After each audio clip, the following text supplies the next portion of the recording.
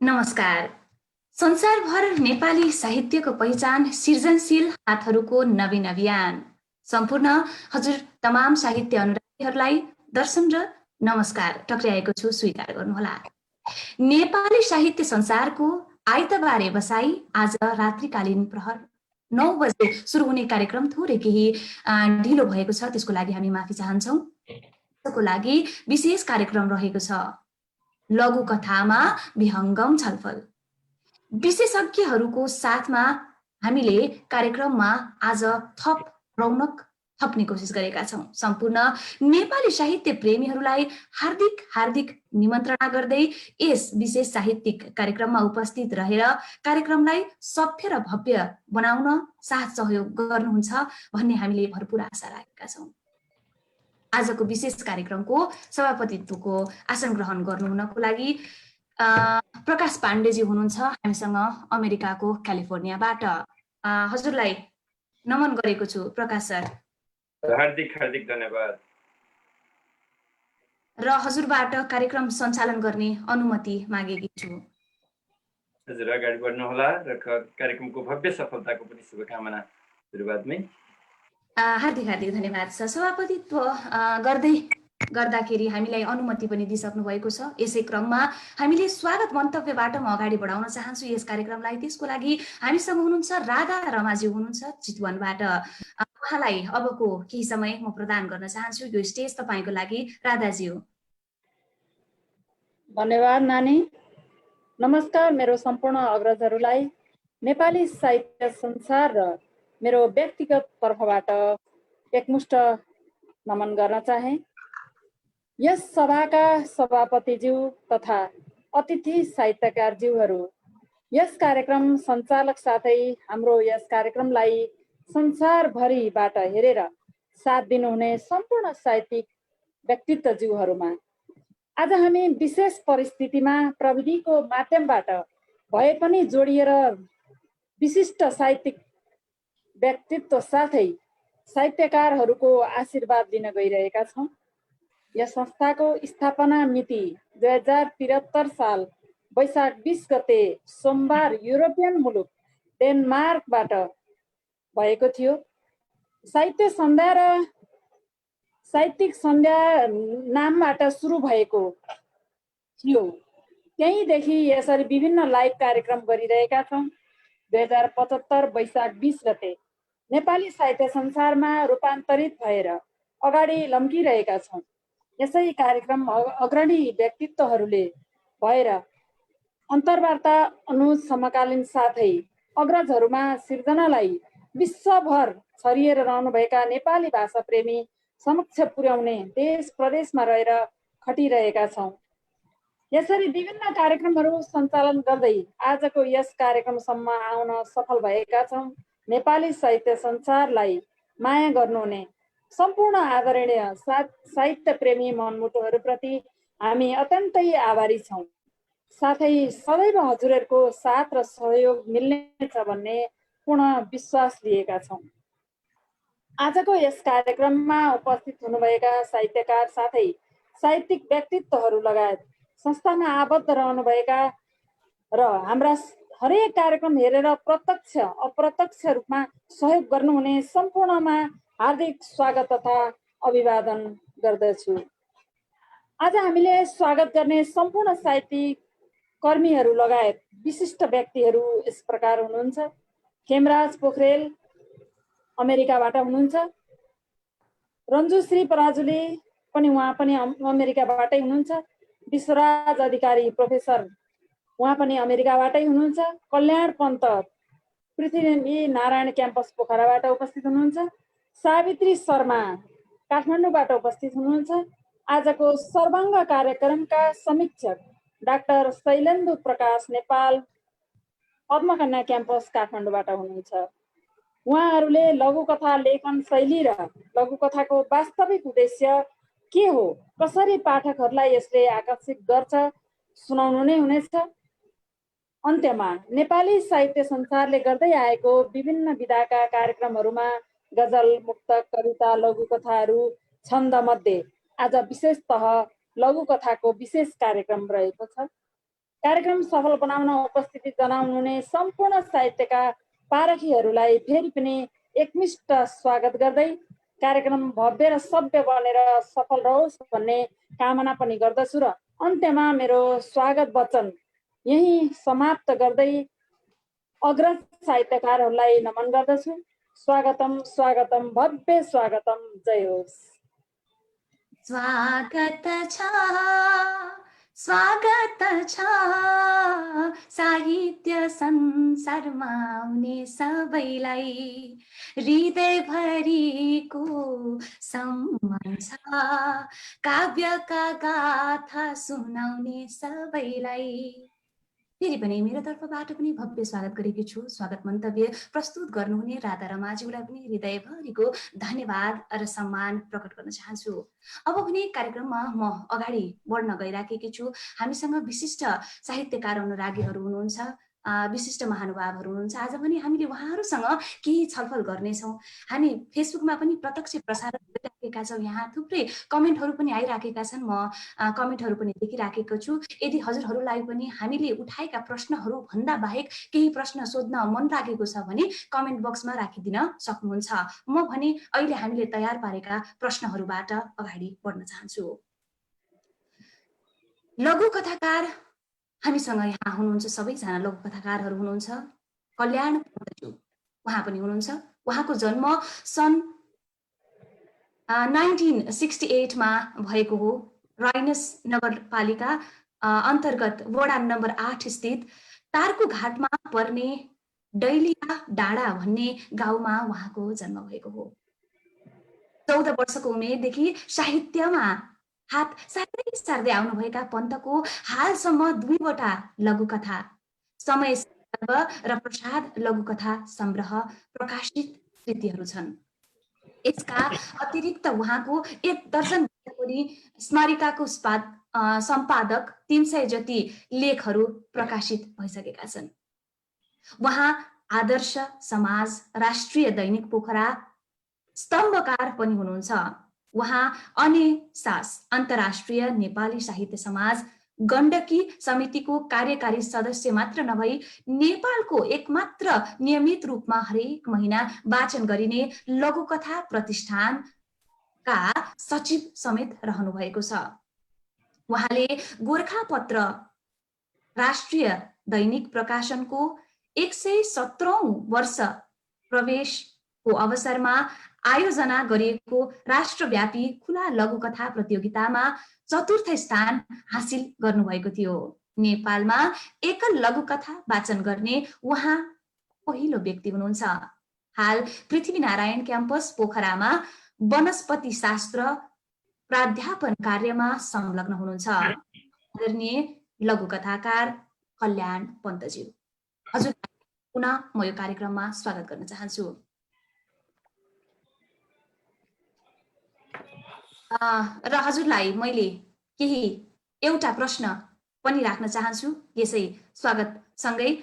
नेपाली लघुकथाको इतिहासको बारे हामीलाई थोरै प्रस्ट्याइदिनु हुनको लागि अनुरोध चढाएकी छु। धेरै धेरै धन्यवाद।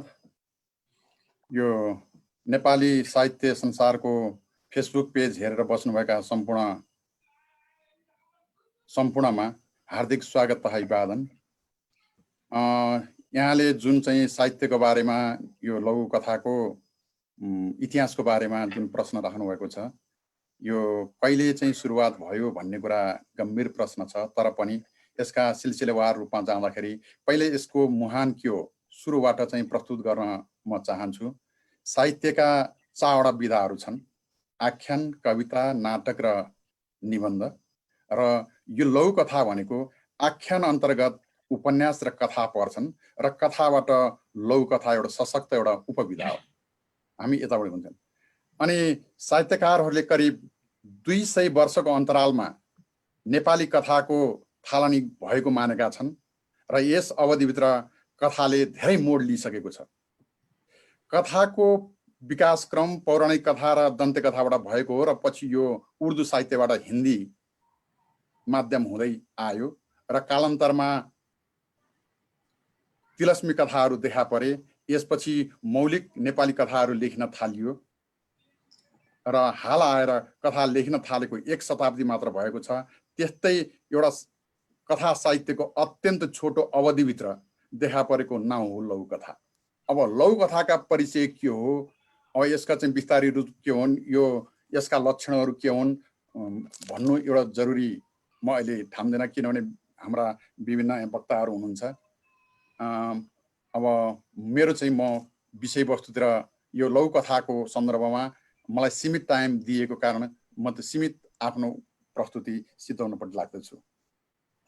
कुरो के भने प्राचीन कालदेखि नै लघुकथाको प्रचलन थियो यतिकै भन्दाखेरि, र यो अहिलेको हाम्रो कथाको विकासक्रम भनेको कहाँबाट सुरु हुन्छ भन्दाखेरि धार्मिक तथा पौराणिक कथाहरूबाट सुरु हुन्छ र पञ्चतन्त्रको कथा भयो, हितोपदेश, बेताल पञ्चविंशति, बृहत कथा मञ्जरी, लोककथाहरू, अनि त्यसपछि लोककथाहरू, धार्मिक कथाहरूको यो क्रम सुरुवात भएसँगै सबैभन्दा पहिले सुरुमा यसको कथाको रूपमा हेर्ने हो भने छोटा छोटा कथाहरू पहिले सुरुमा पनि लेखिएका थिए, तर अहिलेको कथाले भने आधुनिक रूप लिइसकेको छ र कथाले कुनै भाषाले कुनै उसले मोड लिएर जान्छ। यो सबै उसमा हुन्छ।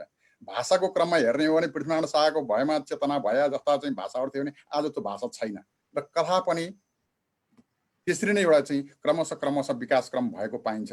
जस्तै सबभन्दा पहिला सुरुमा यो कथाको प्रारम्भ हेर्ने हो भने यो 1800 तिर लघुकथाको प्रारम्भ बिन्दु हो कि भन्न पनि सकिन्छ।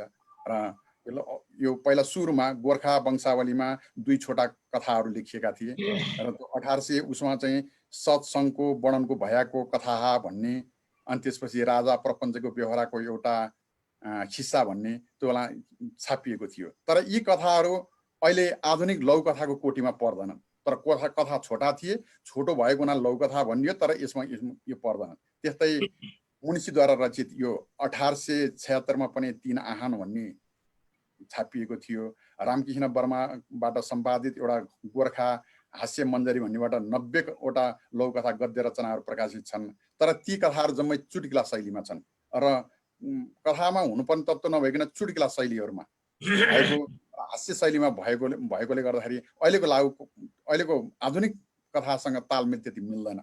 त्यसरी नै आख्यानकार गङ्गाधर शास्त्री द्रविडले सर्वसङ्ग्रह भन्ने उसमा विश्वास, नरकजाम, सुँगुर, गुरुचेला, बाठोउल्लु आदि चाहिँ कथाहरू, ससाना कथाहरू पनि लेखेका हुन्। र त्यस्तै नेपाली भाषा सेवी कृष्णचन्द्र अर्यालले लौकिक न्याय मणिमाला भन्ने एउटा लेखेका थिए। उनले त्यस कथामा, आफ्नो कथामा, यो 1980 देखि 1985 को बिचमा लेखेका कथामा यो उखानको तात्पर्य उजागर हुने गरेर, उखानलाई पुष्टि गर्ने गरेर त्यहाँ लेखिएको पाइन्छ त्यहाँ उसमा। त्यसै गरी अझ पछिल्लो क्रममा गर्दाखेरि 1987 1988 मा हेर्ने हो भने विश्वेश्वर प्रसाद कोइरालाले पथिक र भैया दाई भन्ने एउटा हंस पत्रिका बनारसबाट निस्किन्थ्यो, तर त्यसमा चाहिँ उनले लेखेका छन्। तर त्यो कथा पनि के भने लघुकथाको ढाँचामा देखिएन यताबाट। त्यसपछि अहिलेको उसमा के अहिले मैले 1987 88 यो त्यसपछि 90 हुँदै अहिले चाहिँ अब लघुकथाको विकासक्रमलाई हेर्ने भने 1992 देखि 2019 सम्म एउटा काल मानिएको रहेछ। त्यसपछि 2020 देखि 2037 सम्म विकासक्रम र 2038 सालदेखि हालसम्मको पिरियडलाई एउटा आधुनिक लघुकथाको एउटा पिरियड भन्ने मानिएको छ। र यस क्रममा हेर्दाखेरि पहिला सुरुमा 1992 देखि 2019 सम्म पहिलो चरणमा यो गोपाल सिंह नेपालीले चाहिँ कल्पना कीर्ति भन्नेमा लेख्नु भएको छ। र त्यस्तै पूर्णप्रसाद ब्राह्मणले यो शारदा पत्रिकामा 1992 र 1992 लेख्नुभयो। र पछि पूर्णप्रसाद ब्राह्मणले झिल्का भन्नेमा 2007 सालमा लेख्नुभयो।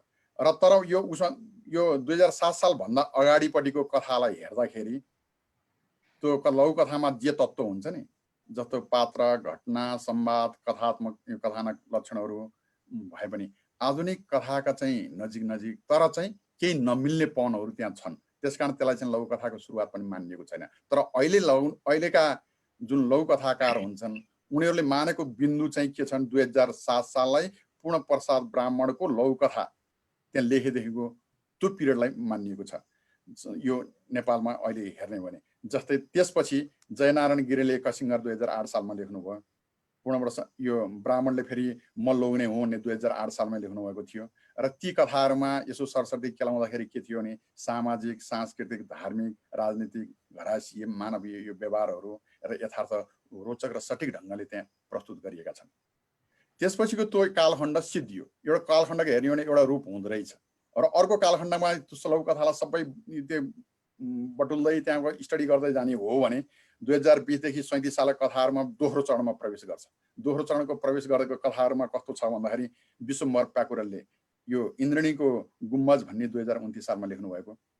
त्यसपछि रमेश नेपालीले यो पार्टीकी बौलाही 2032 सालमा, त्यस्तै अनिता तुलाधरले यो फुलु भन्ने 2034 सालमा, ध्रुव मधिकर्मीले र श्याम आशाले लघु 2035 मा, लभ गाउँलेले यो मसिना कथा भन्ने गाउँलेका मसिना कथा भन्ने 2037 सालमा लेख्नु भएको। त्यस्तै दुर्लभ लाल सिंहले यो झुलभित्रको मान्छे 2037 सालमा लेख्नु भएको। ती कथाहरूलाई केलाउँदाखेरि ती कथाहरू कस्ता के भन्दाखेरि सामाजिक, राजनैतिक, आर्थिक, यो लैङ्गिक यो चेतनाले भरिएका के जातीय चेतनाले भरिएका असङ्गति, दमन, अत्याचार, द्वन्द्व, निचता, यो स्वेच्छाचारिताको प्रयोगको बढी भएको र त्यो पिरियडमा अझै अर्को के विकासक्रम देखियो भने त्यति बेला पहिला सुरुमा त रेडियोको जमाना हो, न टिभी थिए न केही थिए। पहिला सुरुमा त टिभी पनि 2041 सालबाट पछि मात्रै आएको हो, न सुनेको उचित थियो, यही रेडियो मात्रै थियो साधन। उसमा गर्दाखेरि पत्र पत्रिकाको विकास चाहिँ भएको हो त्यतिखेर। जस्तै पत्र पत्रिकाको विकासमा चाहिँ रूपरेखा, मधुपर, सिउँडी, बिहानी जयन्ती आदि यस्ता यो उहरू त्यो लघुकथालाई पनि स्थान दिन थालियो र अलिकति भयो। यो यसरी हेर्दाखेरि लघुकथा चाहिँ अलिकति के हेय भएको एउटा हेय गरिएको एउटा चाहिँ लघुकथा चाहिँ यो मान्न सकिन्छ त्यतिखेरको उसमा चाहिँ। अहिले अब पछि यो आउँदाखेरि 2038 देखि हालसम्मको पिरियडमा गर्ने भने लघुकथाले त एउटा फड्को नै मारेको छ, एउटा आयाम नै थपेको छ, छुट्टै एउटा फड्को मारेको छ। अहिलेको काललाई त्यो 38 सालदेखि अहिलेको काललाई समसामयिक काल भनिन्छ। मुलुकमा देखिएका विसङ्गतिहरू जस्तै राजनीतिमा छ, प्रशासनिक क्षेत्रमा छ, धार्मिक क्षेत्रमा छ, सम्पूर्ण क्षेत्रमा आर्थिक, धार्मिक सबै उसमा क्रियाकलापप्रति व्यङ्ग्य र विरोधको चेतना भएको अहिलेमा पाइन्छ। 37 सालदेखि 46 सालसम्मको परिस्थिति अलिक केही सहज थियो, त्यसकारण खुकुलो भएको एउटा साहित्यको एउटा परिवेश हो कि भन्न सकिन्छ। र नेपाली लघुकथाको इतिहास अहिले त्यही 38 सालदेखि भने कि 40 सालको हालतदेखि अहिले चाहिँ बडो उर्वर काल मानिन्छ त्यतिखेर अहिले उसमा चाहिँ। अब अहिलेको वर्तमान परिवेशमा के छ भन्दाखेरि मैले मेरो आफ्नो चाहिँ वर्तमान परिवेशमा म अलिक केन्द्रित रहन खोजेँ। अहिले 7 दशकको इतिहासमा लघुकथाले को क्रम हेर्ने हो भने निकै नै फड्को मारेको देखिन्छ। जस्तै लघुकथाकारका सङ्ख्याहरू अहिले चाहिँ 500 को हाराहारीमा छन्। यो लेख्ने, किताब निकाल्ने, ननिकाल्ने सबै गरेर यताउतिको पुस्तक एकल प्रकाशन करिब 200 वटा जति निस्किसकेका छन् र त्यसमा अनुवाद सहित त अझ गन्ने हो भने यताउति गर्ने हो भने संयुक्त गति गर्ने हो भने यो 250 हो जति त्यो सबैहरू पुगिसकेका छन्। यो अब लघुकथासँग सम्बन्धित अहिले त संस्थाहरू पनि खुलिसकेका छन्। जस्तै लघुकथा समाज काठमाडौँ रहेको छ, त्यस्तै पोखरा पनि एउटा लघुकथा नियमित वाचन गरिन्छ। यो लघुकथा प्रतिष्ठान पोखरा भन्ने पोखरामा छ। यो हरेक महिनाको दोस्रो शनिबार चाहिँ यो लघुकथा वाचन गरिन्छ। सायद नेपालमा लाग्छ यो पहिलो र यो यतै वाचन गर्ने यही नै हो है। यो विदेशमा भए पनि यताबाट नियमित रूपले लघुकथाको गर्ने र त्यस्तै अहिले विभिन्न प्रकारका पहिला सुरुमा चाहिँ कुनै सैद्धान्तिक किताबहरू पनि थिएन। जे आउँछ त्यही उसमा लेखिन्थ्यो। कथा भयो कि भएन चेक गर्ने मेथडहरू कुनै उपायहरू थिएन। तर अहिलेको परिवेशमा के छ भन्दाखेरि किताबहरू थुप्रै लेखिया छ। जस्तै सैद्धान्तिक पुस्तकको प्रकाशन अहिलेको पिरियडमा भएको छ। डाक्टर दयाराम श्रेष्ठ, मोहनदास शर्माले लेख्नु भएको छ, लक्ष्मण गौतमले, श्री ओम रोदनले पनि लेख्नु भएको छ, राम विक्रम थापा, गोविन्द गिरी प्रेरणा आदि जस्ता अहिले थुप्रै मैले नाम जानेका नजानेका सबै कुराहरू अहिलेको जति पनि कृति गरेको छन्। अझ लघुकथाको किताबहरू पनि अहिले चाहिँ धेरै बग्रिल्दी मात्रामा, प्रशस्त मात्रामा निस्किएको अहिलेको छ। त्यति मात्र होइन, लघुकथालाई अझ यसलाई बढावा दिनुपर्छ भनेर यो शोध ग्रन्थहरू क्याम्पसमा गराउन थालिएको छ। डाक्टर पुष्कराज भट्टल त यसलाई पिएचडी पहिलोचोटि यसैमा गर्नु, यसैमा आकर्षित, यो हेय गरेको विषय उपविधा हो त्यसकारण यसलाई गर्नुपर्छ भनेर लाउँछ। त्यस्तै ईश्वरी प्रसाद पोखरेलले पनि शोधपत्र गर्नुभएको छ। त्यस्तै इन्दिरा सुवेदी सापकोटा यो पोखराको पृथ्वीनारायण क्याम्पसबाट एमए डिग्रीमा पनि शोध ग्रन्थको रूपमा यो लघुकथा नै गर्नुपर्छ भनेर लाग्नुभयो र उहाँले कम्प्लिट गरिसक्नु भएको छ। श्रीराम अधिकारी हुनुहुन्छ यो पोखराबाट गर्ने, र अरू पनि मैले अलिक शोध ग्रन्थतिर यो लघुकथा यो त्रिवेणी विश्वविद्यालयबाट तर अरू उसबाट अलिकति अगाडि बढेको अवस्था छ। र अनि लघुकथाको अहिले त यति मात्रै हो कि यसलाई प्रोत्साहन दिनको लागि पुरस्कार पनि स्थापना भइसकेको अवस्था छ। र लघुकथा सम्बन्धी अहिले विभिन्न उसमा यो जस्तै भनौँ न यो अहिले भर्चुअल मिटिङ भयो, यहाँहरूले चाहिँ छलफलै चलाउनु भयो। हामीले पनि हिजो मात्रै एउटा चाहिँ भर्चुअल मिटिङ गरेका थियौँ यो लघुकथा प्रतिष्ठानबाट। अहिले यो उपरिमै हाम्रो चाहिँ पहिलो दोहोरोमै यसरी चाहिँ सबै कुराहरू भर्चुअल मिटिङ गराउने, छलफल गराउने, अन्तर्क्रिया गराउने, रचना वाचन गराउने यो क्रमहरू पनि यहाँ यो भइरहेको छ है। संक्षिप्त रूपले मैले पहिला सुरुका दिनदेखि अहिलेको सम्म के लघुकथाहरू भने, तर लघुकथा भनेको के हो भने कथाहरू भनेको के रहेछ भन्दाखेरि अहिले उ गर्दाखेरि के हो यसले छुट्टै छाप छोड्छ। यो सङ्गीतले झैँ विश्वव्यापी भाषा बोल्छ, कथा प्रेरणाको स्रोत पनि हो हामीले यता मान्ने भने यो मार्गदर्शकको रूपमा रहेको हुन्छ। र गैरा कथाले त अझ भन्ने भने त जीवनशैली नै बदलिदिन्छ र यो हजारौँ वर्षसम्म पनि जीवित रहन्छ। जस्तै हामीले यो लामा कथाको कुरा गऱ्यो भने शिशिर बसन्त कथा अहिले सबैको मान्छेको मुखमा झुलिन्छ। छोटा कथाको परिणाम पनि के हुन्छ भन्ने भने यसले जीवनशैली के बोल्ने स्टाइल सिकाउँछ मान्छेलाई। छोटो कुरामा धेरै कुराहरू गर्छ कि मान्छेले सिधै भन्ने होइन, यो लघुकथामा प्रतीकात्मक र सङ्केतात्मक भाषाहरू प्रयोग गर्नुपर्छ।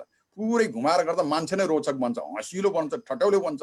यो हुन्छ यो लघुकथाले सिँगारिएको मान्छे अत्यन्तै राम्रो हुन्छ यो परिवेशमा भने। त्यसो कसैले बोल्यो भने लघुकथाको लघु शैलीमा बोलियो र यताउति गऱ्यो भने हुन्छ। त्यसैले लघुकथाको महत्त्व चाहिँ अहिले यही छ। मैले इतिहास यो सरसर्ती भने र मलाई जहाँ लाग्छ यो दिएको टाइम पनि अलिकति भएको हुनाले मैले अलि यतिकै टुङ्गाउनु राम्रो हुन्छ कि जस्तो लाग्छ मलाई।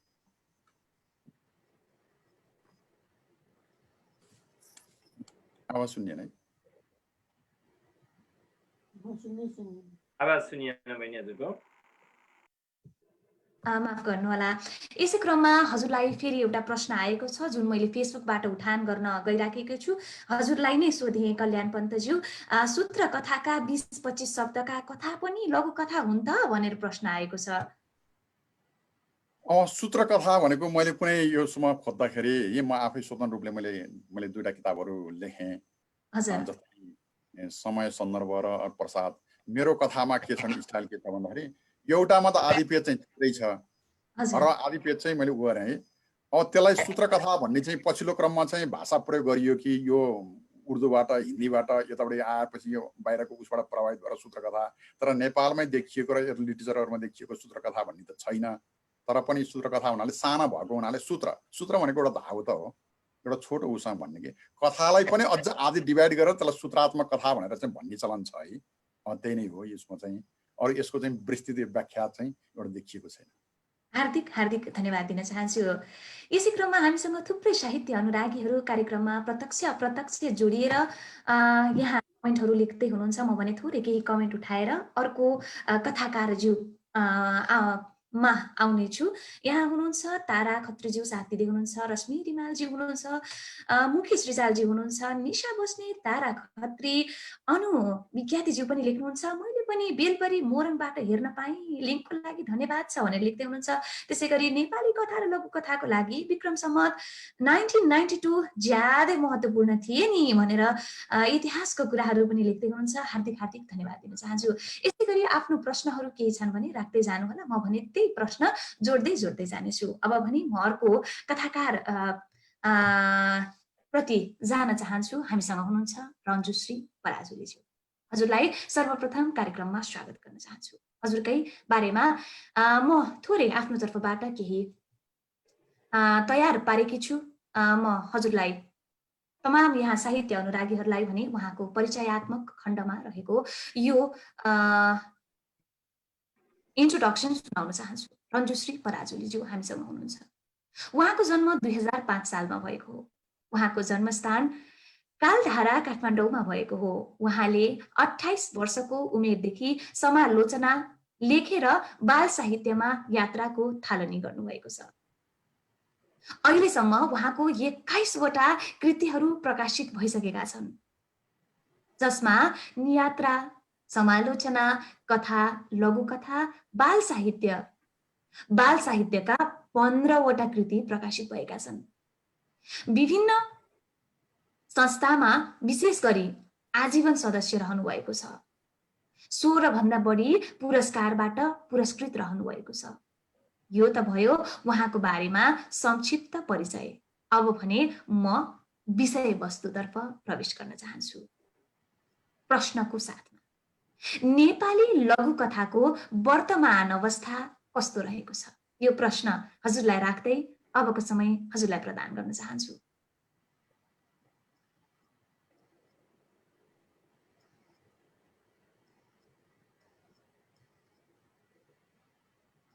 अनम्युट गर्नु होला, सुनिएन।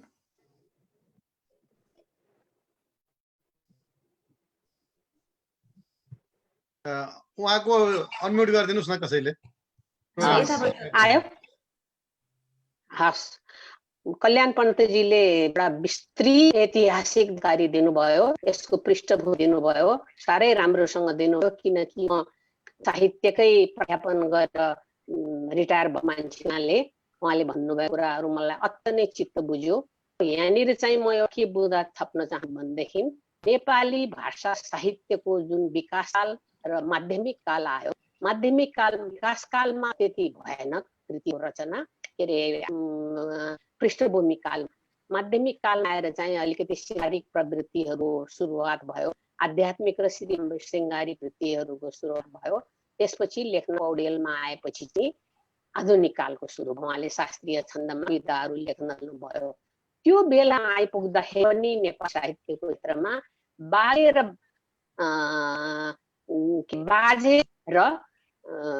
बान चाहिँ नि एउटा नि थियो। किनकि बाज र अङ्ग्रेजी बाज र संस्पढ्नेलाई बाज दिन्थ्यो, अङ्ग्रेजी पढ्नेलाई अझमान गरेर सम्मान गरेर साहित्यमा राखियो।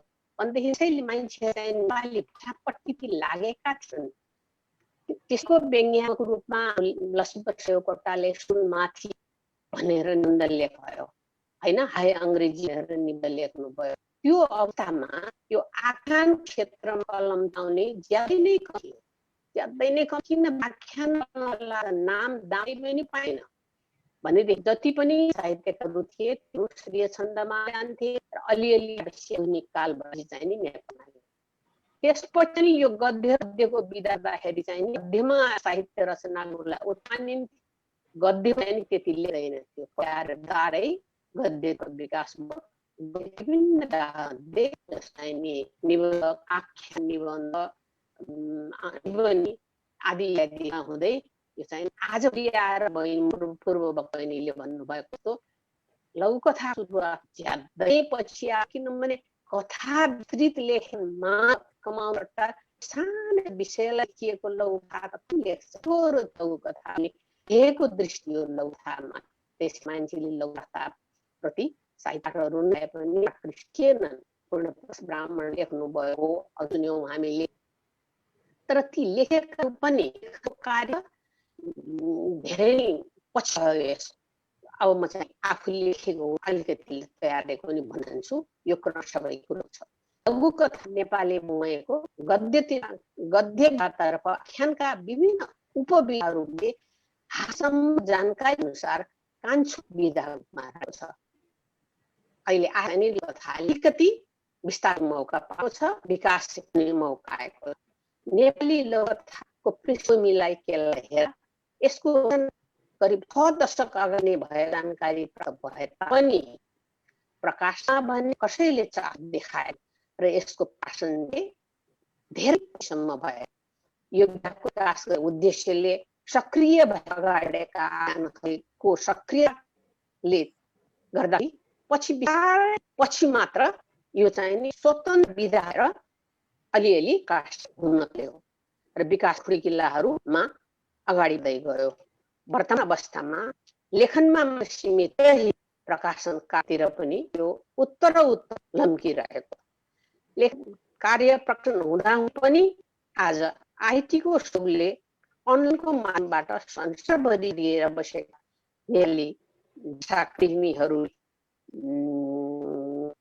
यसको लोरियत हानेर यसलाई पराएर यहाँ स्थानीयताको भर्दै आफ्नो भाषा लघुकथाको रूपमा व्यक्त गरेका छन्।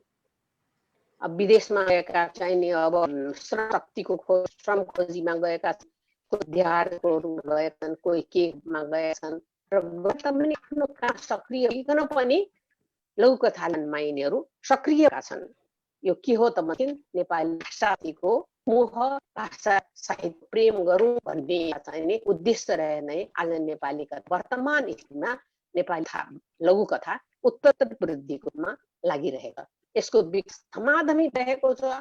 अघि नै भनेको जस्तो नेपाली साहित्य संसार लघुकथा, कुनो लघुकथा, नमस्ते लघुकथा, आधुनिक लघुकथा, यस्ता यस्ता विभिन्न यसका क्षेत्रहरू छन्। यी विभिन्न दिनमा हामी हेऱ्यौँ भनेदेखि लाइनमा मात्रै हेऱ्यौँ भने 50औं संख्या यी लघुकथा प्रकाशित भएका छन्। त्यो एउटा यसको चाहिँ नि सङ्केत हो, उज्यालो पक्ष हो। लघुकथा चाहिँ नि लघुकथा पक्ष हुँदैन, यसले नि साहित्यको उपविधाहरू यो चाहिँ नि अगाडि लम्किरहेछ र लम्किनुहुन्छ र यो चाहिँ नि यसको विषय राम्रो। अब अघि नै हामी हो मेरो जानकारीमा अनुसार नि लघुकथामा पिएचडी सर्वप्रथम पिएचडी गर्दा हाम्रो पुष्कर भट्ट नै हो, उहाँले नै गर्नु। अब यो उपविधा हेरेर पनि उहाँले यस विधा समातेर लघुकथाले पिएचडी गर्नु चाहिँ राम्रो कुरा हो। उहाँले चाहिँ नि प्रशंसनीय कार्य हो र उहाँ अन्तिममा नै आउँछ यो। तर आजको के भन्नु यसलाई बनाएर धेरैले त्रिभुवन युनिभर्सिटीबाट र विभिन्न युनिभर्सिटीबाट यसमा विद्याविधि गरि नै रहेछन्, यो अगाडि बढिरहेको छ। अब लघुकथा आजको लघुकथा कस्तो हुनुपर्छ, वर्तमान लघुकथाको कस्तो छ त भने एउटा पहिले कथालाई आँखी झ्यालो आँखी झ्यालोबाट चिनाइने संसार हो भनेर हामी महाकवि देवकोटाले निलकार देवकोटाले कथा परिभाषा दिएको थियो। हामी आँखी झ्यालो संसारलाई हेरी नै त्यो पढ जति दिएछ त्यही नै सानो संसार, त्यही नै कथा लिएर लेख्दछु। र कथाको लागि कथा तत्त्व चाहिन्थ्यो, जस्तो चरित्र, विषयवस्तु, भाषा, समाज, घटना, उद्देश्य, रोचकता आदि इत्यादि चाहिन्छ। र उपविधा पनि त्यसकै एउटा स्वरूप भएको हुनाले यसमा पनि ती तत्त्वहरू आवश्यक पर्छ, तर ती तत्त्वहरू विस्तृत होइन। आजभोलिका लघुकथामा विस्तृत विषय छैन, सजिलो छैन, संवाद छ र खोजेको कुरा त्यसमा नि छोटो नै अगाडि बढ्नुपर्छ। यो सबै कोड सुस्त भए पनि यसको अन्त्य के हुनुपर्छ त झट्कार हुनुपर्छ भन्ने विद्वानहरूले गरेछन्। यसको अघि भन्नुभयो पछिले छटादार होइन, माइक्रो सर्ट स्टोरी भनेको त एउटा सूत्रात्मक था। आजको लघुकथामा यो सूत्र पनि भइरहेको। अब यसको आकारको विषय पनि धेरै छलफल भइरहेको छ। कोही भन्छ 300 सम्मकोलाई लघुकथा भनिन्छ, कोही भन्छन् 50 सम्मको, कोही भन्छ 50 देखि 100 शब्दमा भएको हुन्छ अथवा 350 भएको पनि छ भनेर भन्नमा आएको छ। अब यसमा चाहिँ आकार 3 शब्दसम्म भए पनि अथवा 2 शब्दको सम्म पनि यसमा चाहिँ के हुनुपर्छ त भने यसको अन्त्य चाहिँ नि कारदारै भएर हुनुपर्छ। यसलाई के पर्यो त अब हामीले त यो तिनै काम उपविधा रूपमा लिन्छौँ, यसमाथि हामी धेरै नै कार्यहरू बाँकी छ, सिद्धान्तहरू बन्न बाँकी छ, सिद्धान्तहरू आएर त्यो सिद्धान्त अनुसार चल्न परेको छ। कुनै थाहा चाहिँ लिएका छन् सिद्धान्त हुनर्ने कुरा त्यसमा भएको छ भने कुनैमा नपरेका पनि सक्छन् भनेदेखि चाहिँ सिद्धान्तिक पुस्तकहरू तयार पारेर कार्यालय गोष्ठीहरू गरेर यसका आधारहरू के कस्तो हुनुपर्छ भन्ने तयार पनि पार्नुपर्छ। र यो चाहिँ आज एकदमै लोके विधाको छ, अलम्बेको छ, यसको भविष्य एकदमै राम्रो छ। जति लेख्दै उठी परिष्कृत हुँदै रहेको छ, राम्रा कथा लघुकथाहरू पनि आएका छन्।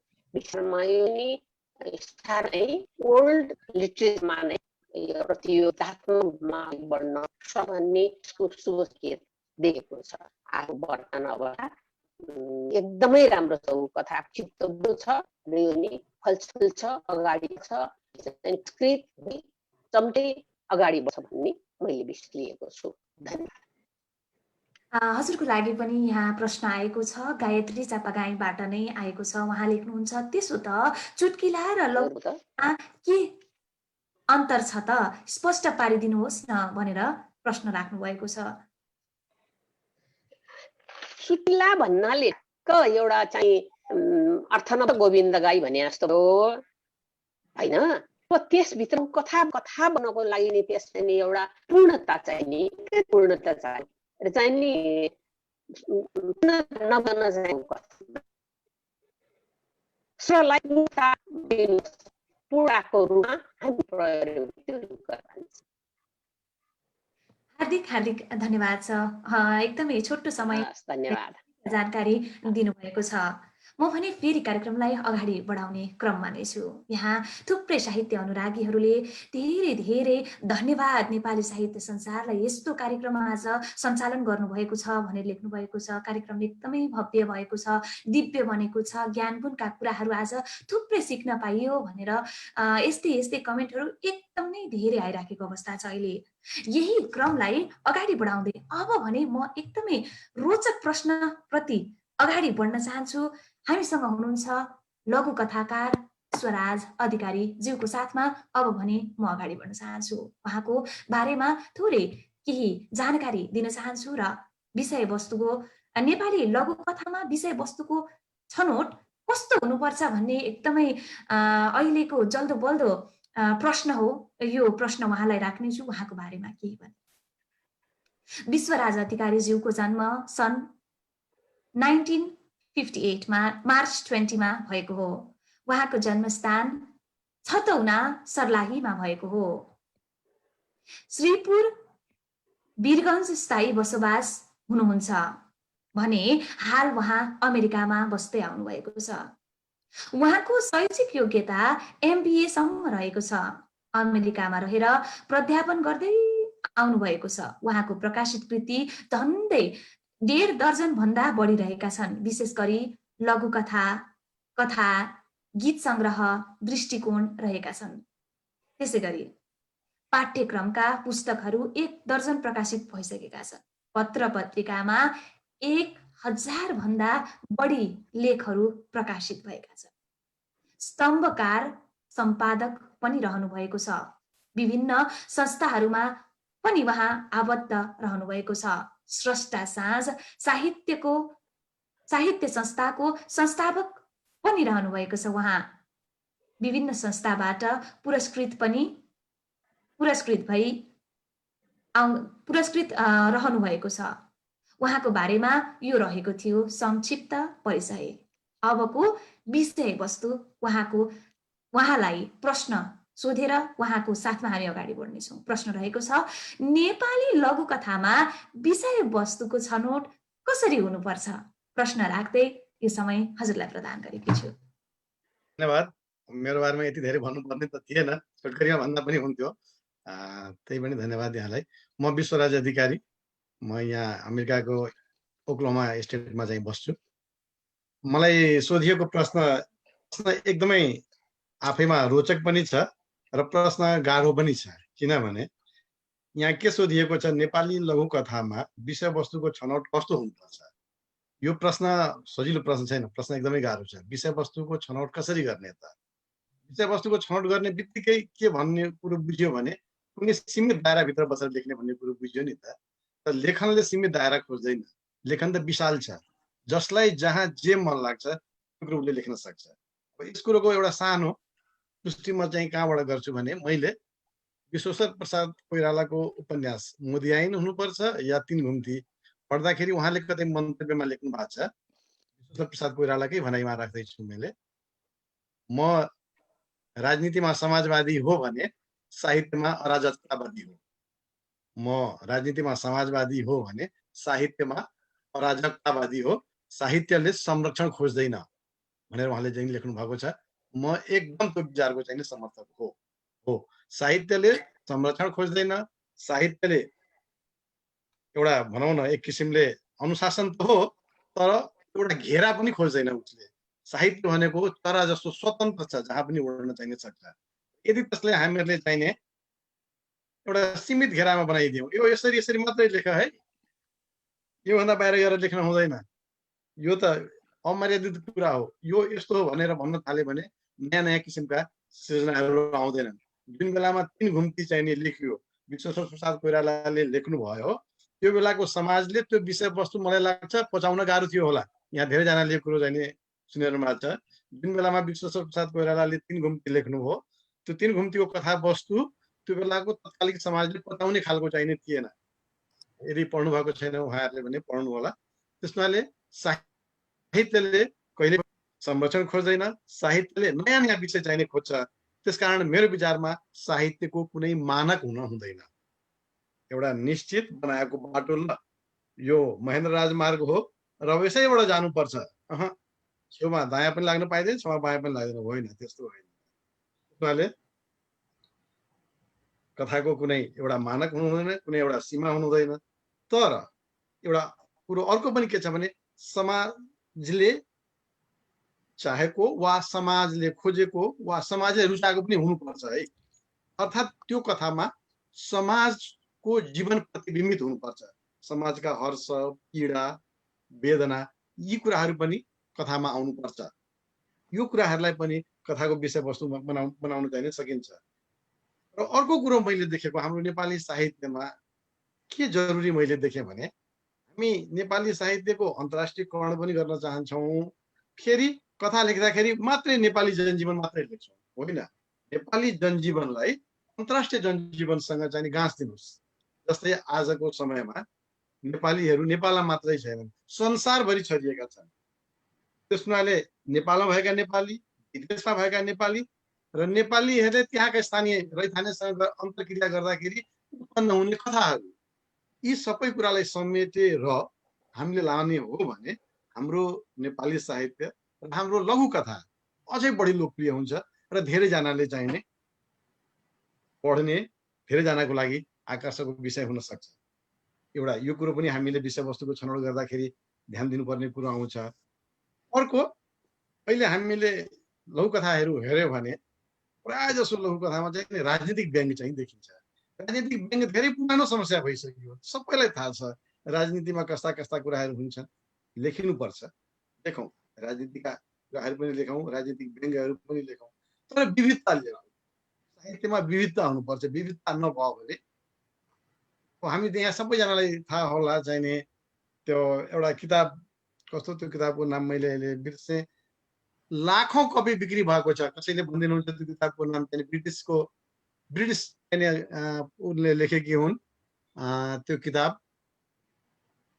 अर्थात् यदि साहित्यमा नौलो कुरो केही ल्यायो भने त्यो चाहिँ धेरैले रुचाउने हुन्छ। अब हाम्रो समाजमा चाहिने अलिक विविधताको चाहिने खाँचो छ, विविधता चाहिने अलिक आउन सक्दैन, बढी जसो राजनीतिमा नै केन्द्रित भइराखेको हुन्छ। त्यसमाले विभिन्न किसिमका विषयवस्तुहरू लिएर आउँ। एउटा सानो फेरि अर्को उदाहरण दिन्छु। हिन्दी सिनेमा हेर्नुहोस् र हलिउडका सिनेमाहरू हेर्नुहोस्। हिन्दी सिनेमा एउटै ढर्रामा एउटै किसिमको कथावस्तु हुन्छ, पहिला दुखान्त हुन्छ, अन्तमा गएर सबैजना मिल्छन्, कथा सकिन्छ, सबैजना खुसी हुन्छन्। यो त कुनै नौलो कुरो त भएन। अब हलिउडमा आउनुहोस्, उनीहरूले जहिले पनि नयाँ नयाँ कुराहरू लिएर आउँछन्। हलिउडका अथवा अमेरिकन फिल्महरूले एकदम नयाँ नयाँ कुरो ल्याउँछन्। त्यो पढेपछि मान्छे झस्किन्छ, हो यस्तो पनि हुँदो रहेछ त। त्यो कथा पढिसकेपछि पढ्ने पाठकलाई यो लागोस् न, यो कुरो त हामीले थाहा नै पाएको रहेछौँ, यस्तो पनि हुँदो रहेछ त जीवनमा। जस्तै अब हामीले खुट्टाले हिँडिराखेको मान्छे देख्यो भने हामीले त्यो वास्ता पनि गर्दैनौँ। कुनै मान्छे टाउलले टेकेर हिँडिराखेको छ भने तुरन्त हामीले नोटिस गर्छौँ, हो यो के भयो, यहाँ केही समथिङ, केही कुरो चाहिँ अलिक उल्लेखनीय छ है। त्यसमाले कथामा पनि त्यस्तो कुरो राखिदिनु भयो भने, नौलो कुरोको प्रयोग गर्नुभयो भने त्यो बढी रुचिकर, बढी पठनीय हुन्छ। अर्थात् कथामा नौलोपनाको, विविधताको आवश्यक हुनुपर्ने म चाहिँ देख्छु लघुकथा लेख्दाखेरि, विषयवस्तु छनौट गर्दाखेरि त्यो कुरा हेर्नुपर्ने हुन्छ हामीहरूले। र मेरो विचारमा त नेपालको स्थितिमा भन्ने हो भने लघुकथाले धेरै प्रगति गरेको छ। 2050 सालदेखि त यति बढी लघुकथा चाहिने लेखिन थालियो, बढी मान्छेले पढ्न थाले, रुचाए पनि। र यो के कारणले भयो भनेदेखि लघुकथा पढ्नमा छोटो, सानो, कम समय लिने। प्रकाशकहरूले पनि यदि कुनै लघुकथाको सङ्ग्रह प्रकाशित गर्ने हो भने एउटै किताबमा 200-300 मान्छेलाई पनि उसले ठाउँ दिन चाहिने सक्यो। मोटो कथाहरूको छ भनेदेखि एउटैको कथा लामो भयो, मान्छेलाई पढ्न पनि चाहिने पत्यार लाग्ने। यी कुराहरू चाहिने लघुकथामा यी विशेषताहरू भएको हुनाले मान्छेहरूले लघुकथा चाहिने धेरै पढ्न चाहिने रुचाउँछन्। र अर्को फेरि लघुकथामा चाहिने के छ विशेषता भने भन्न खोजेको कुरोलाई एकदमै छोटकरी मात्र प्रहार गर्ने के पढिसकेपछि त्यो पाठकको दिमागमा स्वाट उत्रिन्छ कि दिमाग एकदम गर्न खोजे पनि स्मरण हुन पुग्छ क्या, किनभने त्यसको विषयवस्तु त्यहाँ उल्लेख गरेका घटना यस्तो हुन्छ कि हाम्रो यो मनोविज्ञान चाहिँ एउटा विचित्रको छ। कुनै अनौठो कुरो देख्नुभयो भने तपाईँलाई बिर्सिन चाहिने 1 हप्तासम्म समय लाग्न सक्छ। सामान्य कुरो देख्नु भएको छ भने त्यो 10 मिनटमै चाहिने बिर्सिन्छ। त्यसैले त्यो लघुकथामा त्यस्ता कुराहरू धेरैले ल्याएका पनि छन्। जस्तो लघुकथाहरू मैले धेरै पढेको छु। त्यो पढे त्यसमा चाहिने त्यस्तो कुरो आयो भने त्यो कुरो धेरै दिनसम्म याद रहन्छ र यो कुरोले मान्छेको जीवनमा हुन सक्छ। कसैलाई सकारात्मक परिवर्तन ल्याइदिन सक्छ, कसैको सोचाइको दिशा परिवर्तन गरिदिन सक्छ, कसैले ओहो यस्तो पनि रहेछ भन्ने किसिमले बुझ्न सक्छ। त्यसले गर्दा लघुकथाको लागि विषय छनौट गर्दाखेरि यी कुराहरू हेर्नुपर्छ जस्तो चाहिँ मलाई लाग्छ। म धेरै लामो भनाइ नराखौँ किनभने अरू पनि चाहिँ यहाँ धेरैजना वक्ताहरू हुनुहुन्छ र छोटकरीमा फेरि एउटा कुरो पुनः म यहाँ जसले हाम्रो यो कार्यक्रमलाई लाइभ हेरिनु भएको छ उहाँहरूलाई फेरि म आग्रह गर्न चाहन्छु। मेरो यो भनाइलाई एकदमै छोटकरीमा मैले भन्नुपर्दा नेपाली लघुकथाको विषयवस्तु छनौट गर्दाखेरि कुनै सीमित घेराभित्र रहेर होइन, कुनै एउटा देखाइएको राजमार्गमा होइन, आफूलाई लागेको जुनसुकै विषयमा जसरी पनि लेख्नुहोस् तर त्यसलाई रोचक बनाउनुहोस् जसले गर्दा बढीभन्दा बढी व्यक्तिले त्यो कुरो पढोस् र तपाईँले भन्न खोजेको कुरा धेरै धेरै व्यक्तिसम्म चाहिँ पुगोस्। धन्यवाद। हार्दिक धन्यवाद छ हजुरलाई। बलराम पाण्डेज्यूले हजुरको लागि एउटा प्रश्न राख्नु भएको छ। लेख्नुहुन्छ लघुकथाका मूल्य, सिद्धान्त र तत्त्व के हुन् त भनेर प्रश्न राख्नु भएको छ। बहुत राम्रो प्रश्न गर्नुभयो। अब मेरो प्रश्न यो प्रश्नको उत्तर अघि नै मैले दिइसकेँ। न यसको मूल्य छ न यसको सिद्धान्त छ, केही पनि छैन। यो कथाकारको मनमा उत्पन्न भएको भाव हो। त्यो भावलाई उसले लघुकथाको माध्यमबाट व्यक्त गर्ने हो। उसले जसरी पनि लेख्न सक्छ। अब मैले कतै रामकुमार पाण्डेले सायद उहाँले भन्नुभएको जस्तो लाग्छ मलाई, रेडियो अन्तर्वार्तामा सुनेको छु। एकदम छोटो, सायद त्यही नै छोटो लघुकथा हुनुपर्छ जस्तो लाग्छ। उहाँले हो त भनेर लेख्नु भएको छ। चम्मा हो त त्यही हो रे लघुकथा। हुन पनि उहाँले के भन्नुभएको थियो भने हो तले कतिवटा चाहिँ शब्दलाई अथवा कतिवटा अर्थ प्रस्ट्याउँछ। हो त विषमय हो कि, हो त सहमति पनि हो त समर्थन पनि। त एउटै हो तले धेरै कुरोको अर्थ दिने हुनाले उहाँले त्यस किसिमले जाने दिनुभयो। त्यसमाले म फेरि भन्छु यसको न कुनै यो मानक छ न कुनै सिद्धान्त छ। म चाहिने त त्यसमा फेरि म विश्व प्रसाद कोइराला भने फर्किन्छु कि साहित्य भनेको अराजक हुन्छ। जसरी पनि लेखिन्छ त्यही लेखे बापत तस्लिमा नसरिन, त्यसपछि आएर अर्को सलमान रुस्दी, यस्ता कैयौं व्यक्तिहरूले चाहिने भनौँ न कत्रो कत्रो यातनाहरू चाहिँ सहे, तर साहित्यको घेरा तोड्न चाहिँ छाडेनन्। साहित्यको घेरा तोडिनुपर्छ। हार्दिक हार्दिक धन्यवाद दिन चाहन्छु। एकदमै छोटकरीमा आफ्नो उत्तरहरू पनि एकदमै रोचक ढङ्गले प्रस्तुत गर्नुभएको छ। हजुरलाई हार्दिक हार्दिक धन्यवाद दिन चाहन्छु। यति भन्दै म फेरि अगाडि बढ्न चाहन्छु। थुप्रै साहित्यिक अनुरागीहरूले यहाँ आफ्ना तर्फबाट केही टिप्पणीहरू पनि लेख्दै हुनुहुन्छ। सबैजनाको नाम त मैले यहाँ उच्चारण गर्न सकिराखेकी छैन, यद्यपि सबैजनालाई मैले यहाँबाट देखिराखेकी छु र हार्दिक धन्यवाद छ कार्यक्रमलाई हेरेर साथ दिइराख्नु भएको छ। सेयर गर्न नभुल्नुहोला र आफ्नो मनमा केही प्रश्नहरू आएका छन् भने पक्कै पनि उजागर गर्न सक्नुहुनेछ। म भने कार्यक्रममा फेरि अगाडि बढ्न चाहन्छु। खेमराज पोखरेलज्यूबाट उहाँको बारेमा थोरै केही परिचय दिनेछु र एउटा रोचक प्रश्न उहाँलाई पनि राख्नेछु। खेमराज पोखरेलज्यूको जन्म 2013 साल भदौको 3 गते भएको हो। उहाँको जन्म स्थान साविक रूपनगर गाविस 2, हाल कञ्चन रूपनगरपालिका 12 मा छ।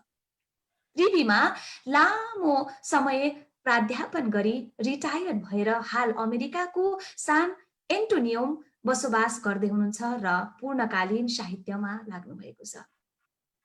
केटाकेटीदेखि नै साहित्यमा रुचि भएको उनको आफूसँग संकलन भएको र छापिएको पहिलो लेख चाहिँ 2035 सालमा कञ्चनगढ एक परिचय भन्ने रहेको छ।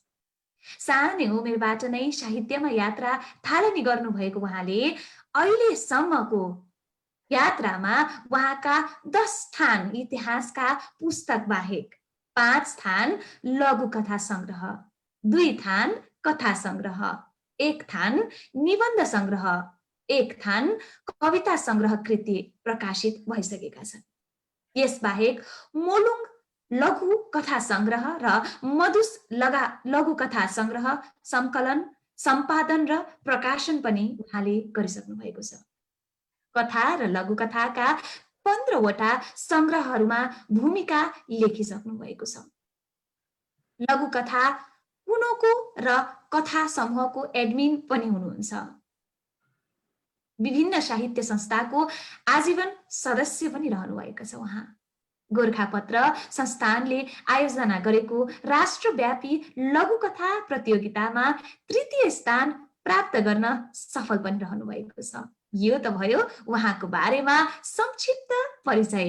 अब भने म फेरि विषयवस्तुमा प्रवेश गर्न चाहन्छु। उहाँलाई प्रश्न राखेकी छु।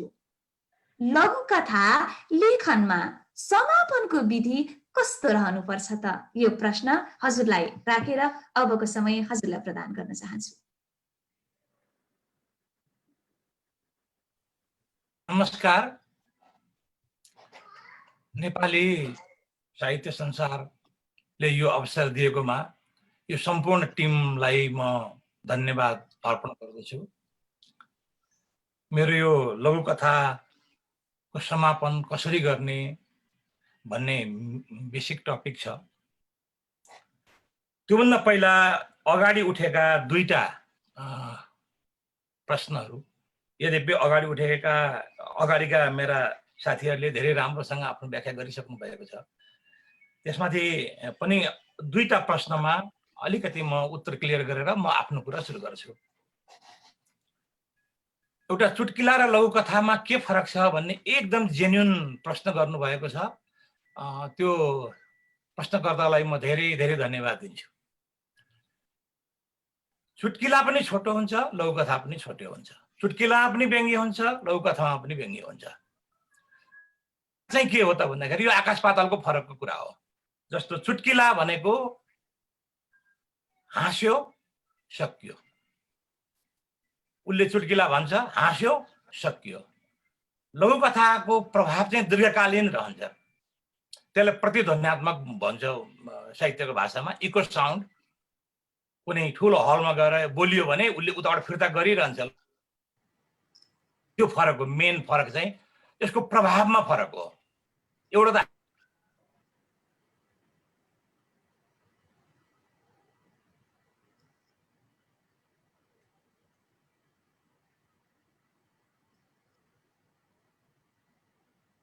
यहाँको आवाज हराएको छ। आवाज सुन्नु नेट गए जस्तो छ उहाँको अहिले। पक्कै पनि निकै सुन्दर प्रश्नको उत्तर हामी पाउँदै थियौँ। यसै समस्या भएको छ। उहाँ हामीसँगै हुनुहुन्छ यद्यपि पनि।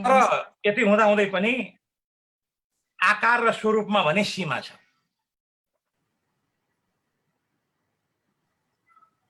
आकार र स्वरूपमा भने सीमा छ।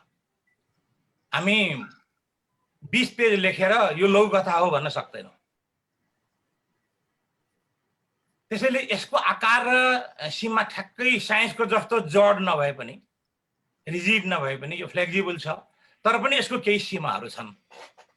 यो कुरा मैले अलिकति भने। त्यसो भनिसकेपछि अब म आफ्नो विषयमा जान्छु। मैले समापन विधि भनिरहँदाखेरि सबभन्दा पहिला मैले चाहिँ के भन्छु भन्दाखेरि यो लघुकथा के हो त? यो सीमाभित्र बस्दाखेरि भनेको आकारगत सीमाभित्र बस्दाखेरिको कुरा गरेँ मैले। विचारमा कुनै सीमा छैन, मैले भनिसकेँ। यो चाहिँ सबैभन्दा महत्त्वपूर्ण मैले अवलम्बन गर्दै गरेको प्रक्रिया चाहिँ दृष्टिबिन्दु हो। भनेको पोइन्ट अफ भ्यू के चाहिँ भन्नलाई लेखेको हो त? त्यो एक वाक्यमा हुन्छ, त्यो प्राय त्यो अन्तिम वाक्यमा हुन्छ। त्यसलाई साहित्यमा बीज वाक्य भन्ने गरिएको छ। त्यसैले बीज वाक्य के हुन सक्छ, बीज कुरो के हुन सक्छ, के भन्नलाई लेखिएको भन्ने कुरा त्यहाँ अलिकति भनिनु पर्यो, बुझ्नु पर्यो लेखकले, पाठकले पनि। अर्को यसको प्रसङ्ग छ लघुत्व। लघुत्वलाई मैले शब्द सीमा भनेको छु। शब्द सीमा भनेको कति ठुलो बहसको विषय छ यो। जहिले जति बहस गरे पनि यो नसकिनेछ, किनभने साहित्य कुनै सीमामा लेखिँदैन, कुनै शब्द गनेर कथा आख्यान लेखिँदैन। तर यो शब्द सीमा छ, संसारभरि छ। अहिलेसम्म 800-900 शब्दका अङ्ग्रेजीमा भेटिएका छन्, हिन्दीमा पनि 600-700 शब्दका भेटिएका छन्। नेपालीमा लघुकथा समाज, म एडमिन भएको लघुकथा कुनु लगायतका हाम्रा सम्पूर्णले 300लाई मानौँ न भनेर एउटा मानक बनाउन खोजिया हो। ठ्याक्कै त्यो 301 हुने बित्तिकै लघुकथा भएन भन्ने कुरा चाहिँ होइन। 300लाई मानौँ न भनेको। तर किन यसको के कुरा छ भन्दाखेरि, जस्तो हिन्दीमा अङ्ग्रेजीमा विभक्ति छुट्याएर लेखिन्छ त्यो 600 हुन्छ, नेपालीमा विभक्ति जोडेर लेखिन्छ त्यो 300 हुन्छ। आखिर कुरा चाहिँ बराबरै हो। त्यसैले 300लाई नेपाली मानक बनाऊ भन्ने हो। अर्को लघुकथा लेख्दाखेरि सूक्ष्मता भन्छ के, त्यो सूक्ष्मता भनेको चाहिँ विषयवस्तुको सूक्ष्मता। एकदम ठुला कुरा, लामो कुराहरू हाल्न सकिँदैन। छोटो कुरा, सूक्ष्म कुरा, सूक्ष्म विषयवस्तु हाल्यो भने अलिक बुझ्न सकिन्छ भन्ने हो। अनि सूत्रताभार भनेको छु मैले। सूत्रभार भनेको चाहिँ सूत्र वाक्यको प्रयोग गर्ने। अघि सूत्र कथाको पनि प्रसङ्ग आएको थियो। एकदम छोटा वाक्य र सबै वाक्य चाहिँ चोटिलो हुनुपर्ने, अनावश्यक गन्थन गर्ने,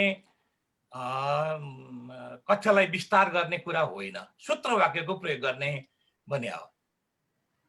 अर्को तीक्ष्णता। लघुकथाको एउटा स्वभाव के हो भने तीक्ष्णता। त्यसले घोत्नुपर्छ। त्यसलाई पिनसँग तुलना गरिएको छ।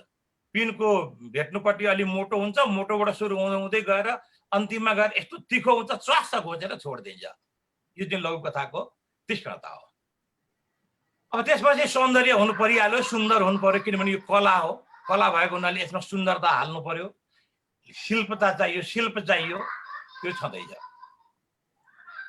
अब म बुनोटमा आउँछु। मैले माथि पनि अलिकति बुनोटको बारेमा भने। अब पहिलो चाहिने अन्तिममा पुग्दाखेरि प्रतिध्वन्यात्मकता, इको साउन्ड हुनुपर्छ भनेर मैले भनिसकेँ। अनि विज्ञहरू के भन्छन् भने विपरीत भावमा अन्त्य हुनुपर्छ भन्छन् लघुकथा लेख्दाखेरि। छोटा कथा र लघुकथाको बीचको फरक पनि यही हो। सबै छोटो हुने बित्तिकै लघुकथा हुँदैन। कुनै एउटा कथाको एउटा प्याराग्राफ लेखेर त्यसमा हालिदियो भने त्यसमा कथानक पनि हुन्छ, पात्र पनि हुन्छ, सबै कुरा हुन्छ, तर त्यो लघुकथा हुँदैन। 300 भन्दा कम शब्दमा पनि होला, तर लघुकथा हुँदैन। लघुकथा हुनको लागि सुरु गरेको भावभन्दा विपरीत भावमा गएर अन्त्य हुनुपर्छ भनेर भनिन्छ। जस्तो कुनै एउटा सानो एउटा उदाहरण भनौँ। कुनै एउटा वन्यजन्तु संरक्षण मन्त्री छ। ऊ वन्यजन्तु स्याहार सुसार गर्ने ठुलो कार्यक्रम लिएर एउटा सौराहा पुग्छ, कुनै जङ्गलमा पुग्छ, कुनै कार्यक्रम गर्छ। त्यो राम्रो पक्ष भयो मन्त्रीको, यो पोजिटिभबाट सुरु भयो। तर राति सुत्ने बेला उसले के भन्छ भने बदल मारेको छैन, अलिकति मासु ल्याउ न भन्छ। हो त भनेपछि यो बदल मारेको छैन भन्ने चाहिँ बीज वाक्य हो। यसले चाहिँ विपरीत भाव देखायो। त्यो मन्त्रीलाई पहिला पोजिटिभली देखाएको थियो भने लास्टमा गएर नेगेटिभ देखायो। कसैलाई नेगेटिभबाट सुरु गरेको छ भने पोजिटिभ देखाउनु पर्छ भनेर चाहिँ भनिन्छ। अनि अप्रत्याशित हठात अन्त्य हुनु पर्यो, कौतूहल हुनु पर्यो, व्यङ्ग्य हुनु पर्यो, प्रतिध्वन्यात्मकता हुनु पर्यो, विपरीत भाव हुनु पर्यो। यो भयो भनेदेखि लघुकथा चखिलो हुन्छ, मिठो हुन्छ। अब म एकदम समापनमा आइरहेको छु।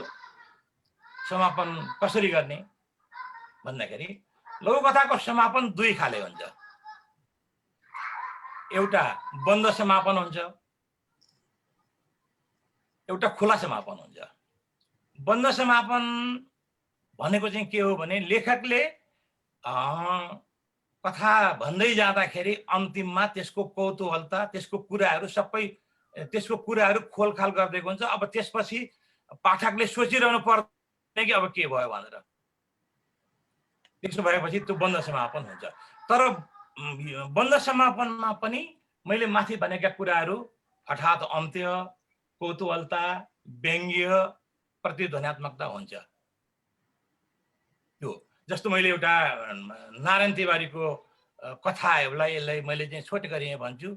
एउटा जागिरे छोरो घरमा जान्छ, दसैँको बेलामा बाबुआमालाई पैसा दिन्छ, बाबुआमाले जागिरे छोरोको तारिफ गर्न थाल्छन् र लास्टमा जागिरे छोरोले भन्छ तपाईँलाई औषधि कसले गर्छ, अस्पताल कसले लान्छ, गाई कसले दुन्छ भन्दाखेरि त गर्ने त उही हो। फेरि अब यहाँनिर कौतूहलता पनि छ, प्रतिध्वन्यात्मकता पनि छ र भाइलाई चाहिँ भनौँ न घरमा बसेकोलाई राम्रो देखाएको छ। त यो बन्द समापन हुन्छ जसमा लेखकले नै बोलिदिन्छ सबै कुराहरू, त्यसपछि पाठकले केही बोल्नु पर्दैन। अर्को हुन्छ खुला समापन। खुला समापन चाहिँ कस्तो हुन्छ भने कथा सुरु गरेर उत्कर्षमा पुर्यायो, एकदम हाइटमा पुर्यायो, अनि झ्वाट्ट झारिदियो, झारेर चस्स पिनले घोच्यो, अब छोडिदियो। अब छोडेपछि चाहिँ के हो भने अब पाठक रन्थनिन्छ एकछिन, पाठक एकछिन रन्थनिन्छ, पाठकले सोच्न थाल्छ अब के भयो होला। कतिपय पाठकलाई लाग्छ कि मतलब चाहिँ अब यो कथा पूर्ण पो भएन कि भने जस्तो पनि लाग्छ। तर त्यो पूर्ण भएको हुन्छ, त्यो घोचिदिन्छ, त्यसले प्रतिध्वन्यात्मक पनि उत्पन्न गर्छ हो। अब लघुकथा लेखनमा बन्द समापन भन्दा खुला समापनलाई राम्रो मानिएको छ। बन्द समापन लेख्न भन्दा खुला समापन लेख्न चाहिँ अलिकति अझै दिमाग लगाउनुपर्छ, जसमा चाहिँ बीज वाक्य निर्माण गर्नको लागि चाहिँ अलिकति समस्या, अलिकति दिमागै लगाउनु पर्ने हुन्छ यो लघुकथा लेख्न। त्यसैले म कथा पनि लेख्छु, लघुकथा पनि लेख्छु, उपन्यास पनि लेख्दैछु। कथा लेख्दा म सरसरी लेख्छु, मलाई चाहिँ केहीले छेक्दैन। अनि लघुकथा लेख्न थालिसकेपछि मैले यो बीज वाक्य कहाँनिर बनाएँ, भयो कि भएन भनेर खुबै बल गर्नुपर्ने हुन्छ मलाई व्यक्तिगत रूपमा। त्यसैले मलाई सोधिन्छ प्रश्न कुन अप्ठ्यारो भन्दाखेरि म सोधै भन्छु लघुकथा लेख्न चाहिँ अप्ठ्यारो भनेर। अनि अब यो चिज भयो, यो चाहिँ बन्द समापनको के खुला समापनको कुरा मैले गरेँ। अब लघुकथा लेख्दाखेरिका अलिकति बाधाहरू के हुन् त भन्दाखेरि झट्का दिने खालको बनाउँदाखेरि, कौतूहलता व्यङ्ग्य दिने खालको बनाउँदाखेरि चुटकिला भइदिन्छ। यो चुटकिलाबाट चाहिँ एकदमै जोगिनुपर्छ। चुटकिला र लघुकथाको फेर मैले विभेद अहिले बताएँ।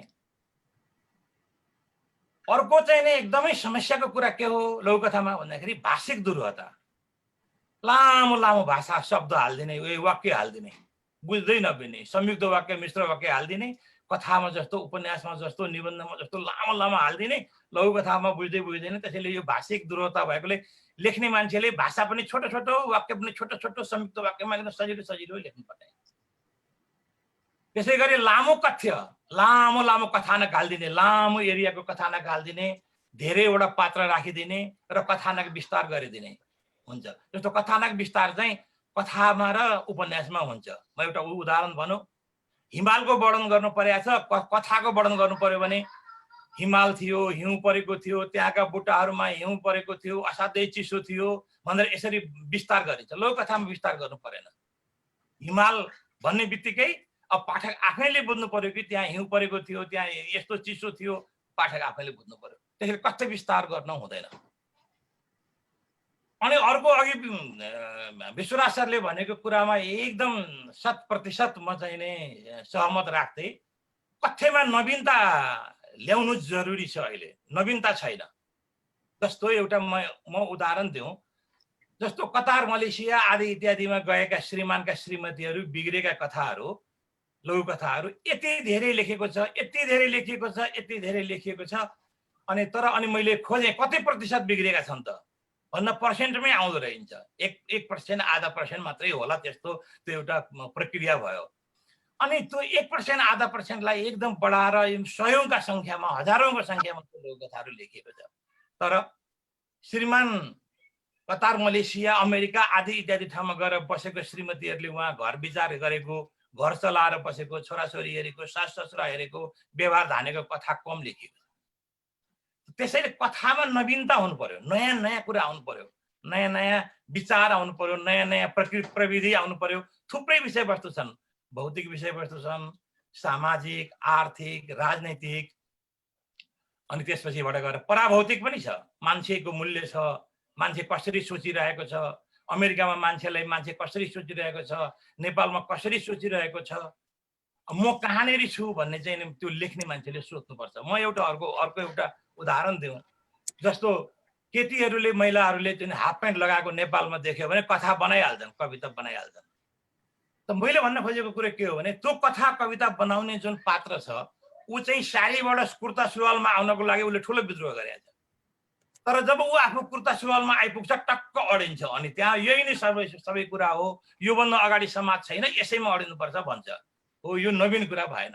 त्यसैले संसारको नवीन कुरा मातिर हामी जानुपर्छ, नवीनता हाल्नुपर्छ भन्ने हो। अर्को चाहिँ आक्रोश व्यक्त गर्छन् लघुकथाकारहरूले। आक्रोश व्यक्त गर्न हुँदैन, यो कला हो।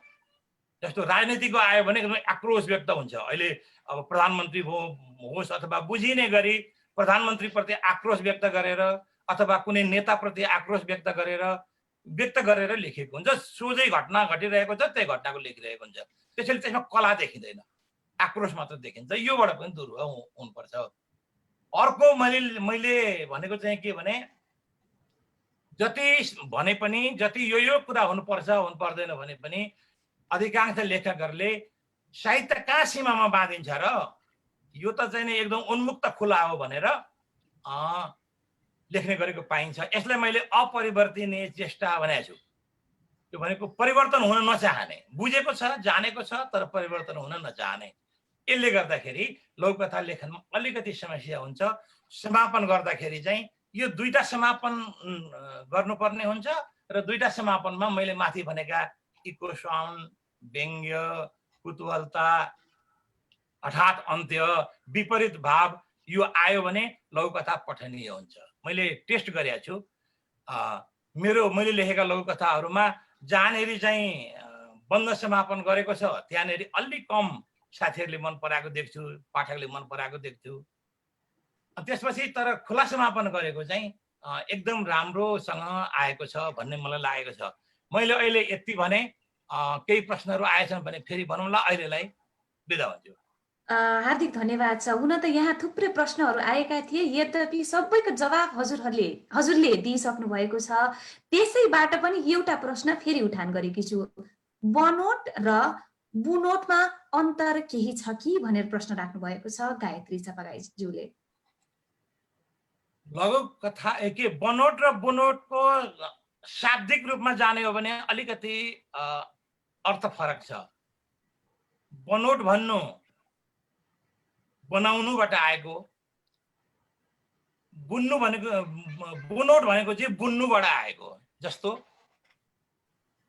कुनै गुन्द्री बुनिने कुरा भयो, तानमा बुनिने कुरा भयो, कसरी त्यसलाई सिलसिलेमार तरिकाले लेख्ने भन्ने। तर हामीले लघुकथाको साहित्यको सिद्धान्तमा चाहिँ साहित्यको कुरामा आउँदाखेरि बनोट र बुनोट भन्नु एकदमै एउटै कुरा हो भनेर मान्दाखेरि हुन्छ। यो त्यत्रो ठुलो एकदम विषय होइन। हजुर, खोजेको उत्तर बल्ल आयो भनेर पनि लेख्नु भएको छ र हार्दिक धन्यवाद भनेर पनि उहाँले हजुरलाई धन्यवाद ज्ञापन पनि गर्नुभएको छ। मेरो पनि धन्यवाद हजुरलाई।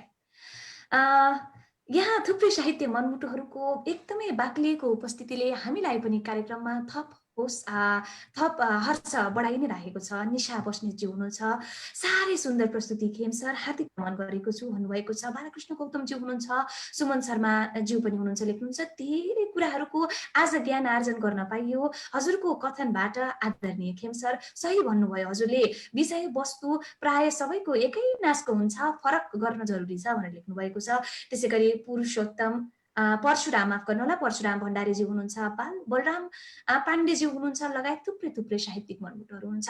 हामी भने कार्यक्रममा अझै हामीसँग समय बाँकी छ। हामीसँग अरू कथाकारज्यूहरूसँग पनि जोडेर हामीले कुराकानी गर्ने क्रमलाई अझै निरन्तरता दिन चाहन्छु। त्यतिन्जेलमा हजुरहरूले आफ्नो मनमा लागेका प्रश्नहरूलाई राख्दै जानुहोला।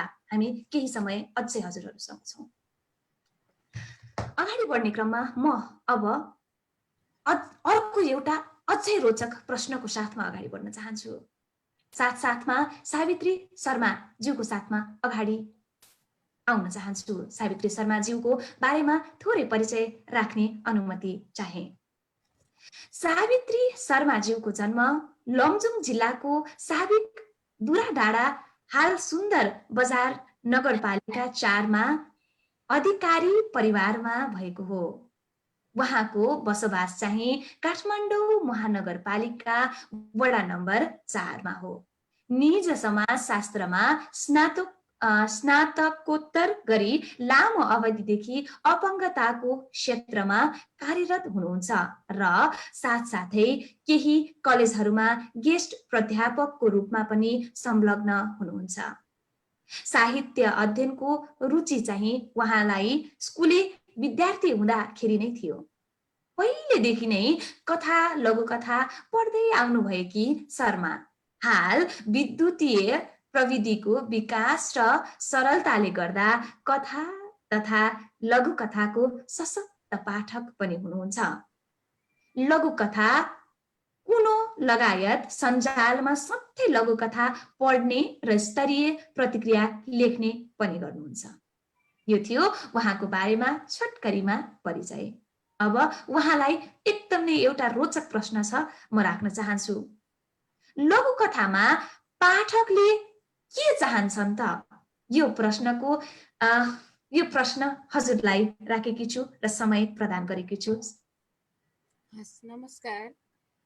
यो हाम्रो अहिलेको कार्यक्रम सञ्चालक नेपाली साहित्य संसार टिम र सँगसँगै मेरा अग्रज व्यक्तित्वहरू Bishwaraj sir, Khemraj sir, Ranjushree madam सबैजनालाई यहाँहरूसँग यो कार्यक्रममा जोडिन पाएकोमा आफूलाई एकदमै खुसी लागिरहेको छ। म चाहिँ साँच्चै नै यो लेख्ने त मेरो एकदमै थोरै छ र म पढ्न चाहिँ अलिक बढी रुचाउँछु। यो पढ्ने क्रममा अघि नै हामीले लघुकथाको कल्याण पन्तजीले भनिसक्नुभयो लघुकथाको इतिहास र यो सँगसँगै पाठकहरूको पनि सङ्ख्या यसरी नै बढिरहेको छ जसरी लघुकथाको यो विस्तार अथवा यो उर्वरा समयमा हामी छौँ अहिले। र यो हेर्दाखेरि यो विद्युतीय माध्यममा मात्रै प्रकाशित भएका कृतिहरू त आफ्नो ठाउँमा छँदैछन् हाम्रा धेरै लेखकहरूका, जुन अघि इतिहास क्रममा सरले भन्नुभयो। यसमा चाहिँ यो विद्युतीय माध्यममै पनि लघुकथा कुनो, लघुकथा संसार, लघुकथा समाज, लघुकथा अब अहिले कसरी लेख्ने भने लघुकथा पाठशाला, समकालीन साहित्य प्रतिष्ठानहरू, यी धेरै ठाउँमा लघुकथाहरू आइराखेका हुन्छन्। अब म एउटा पाठकको हिसाबले कस्तो कुराहरू चाहिँ पाठकले खोज्छ त भन्ने कुरा पनि, जसरी यो इतिहास क्रम आयो नि, पाठकको पनि त्यस्तै इतिहास क्रम हुँदो रहेछ कि आफ्नो एउटा समयकाल र एउटा उमेरको वर्गले एउटा कुरा सोचिरहेको हुन्छ र उसले आफूले जे कुरा सोचिरहेको हुन्छ, जे कुरा उसका विषयहरू छन्, त्यो विषय खोज्ने र त्यो खालको कुराहरू आउँदा चट्ट एकदम रमाइलो लाग्ने हुन्छ। उमेरको वर्ग सँगसँगै र कुन समाज र परिवेशमा बसेको छ त्यो सँगसँगै पनि पाठकको रुचिहरू निर्धारण हुँदो रहेछ। र अर्को कुरा के हो भने हामीले अघि विश्वराज सरले भन्नुभएको कुरासँग मलाई एकदमै सन्दर्भ जोड्न मन लाग्यो कि हाम्रो अहिलेको जनजीवन भनेको यो विश्वव्यापीकरण रूपमा हामी गएका छौँ। तर अहिले अलि धेरै सङ्ख्यामा, जस्तो यति धेरै विद्युतीय माध्यमबाट यति धेरै लघुकथा आउँछन्, धेरै पढिन्छ।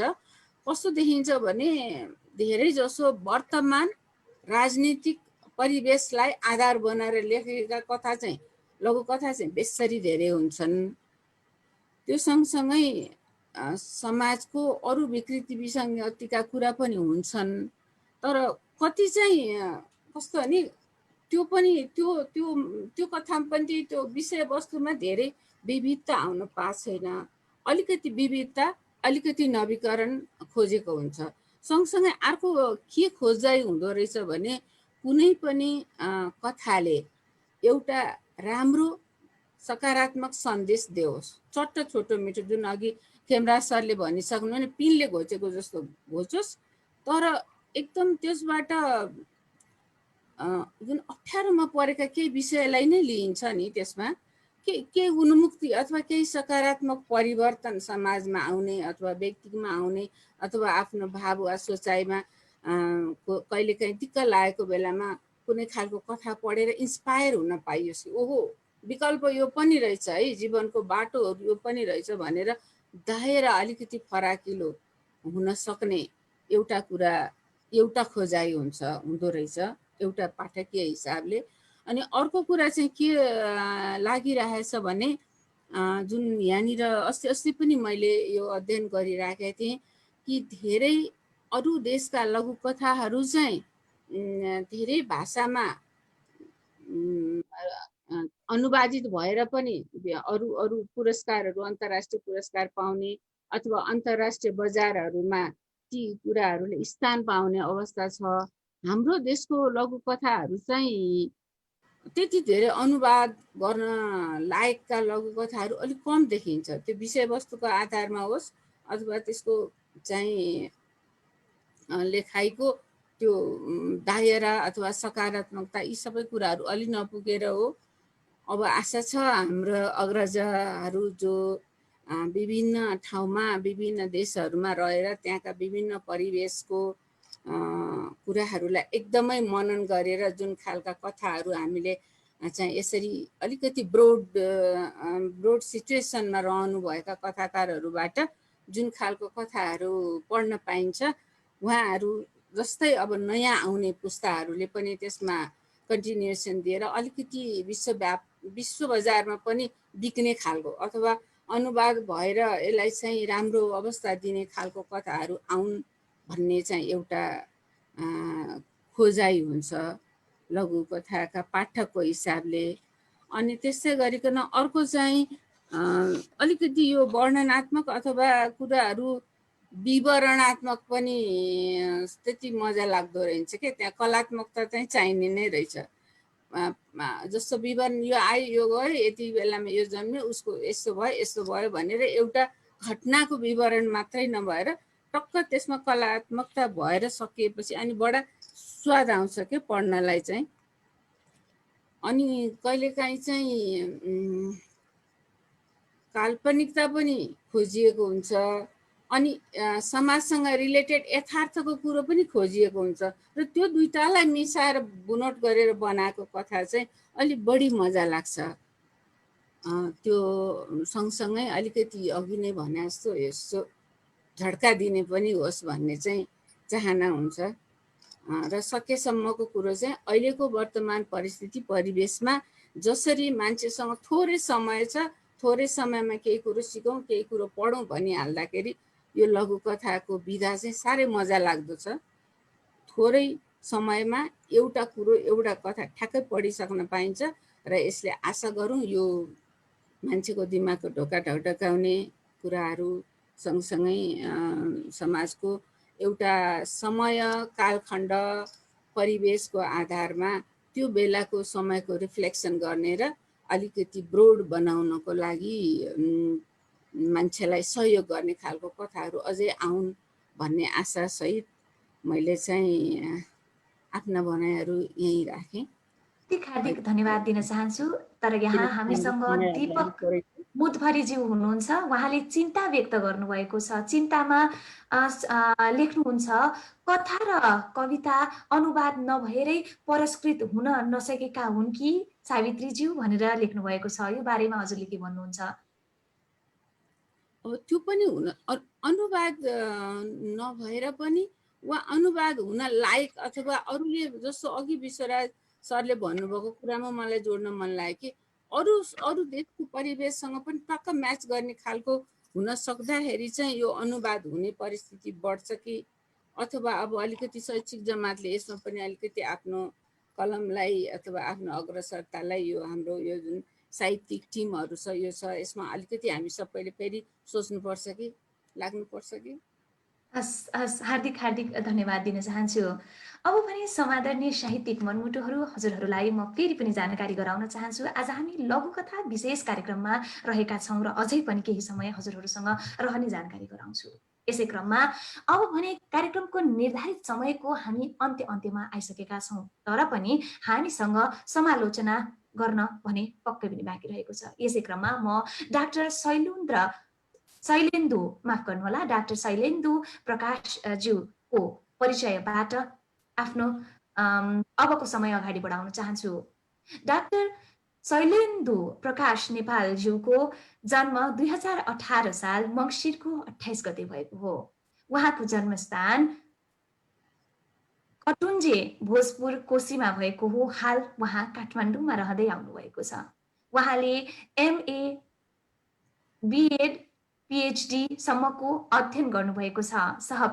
प्राध्यापक सहायक क्याम्पस प्रमुख पनि रहनुभएको छ र हाल पद्म कन्या क्याम्पसमा सेवारत हुनुहुन्छ।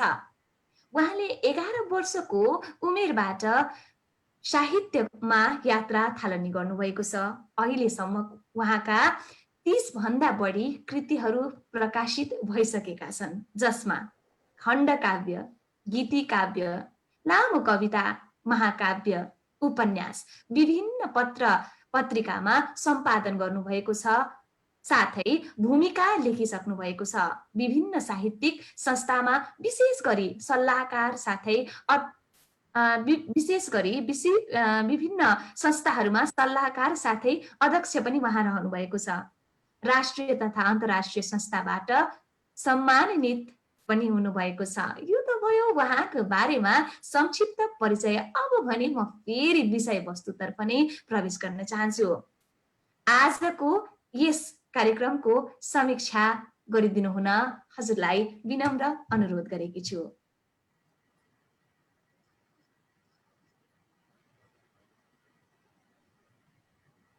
धन्यवाद।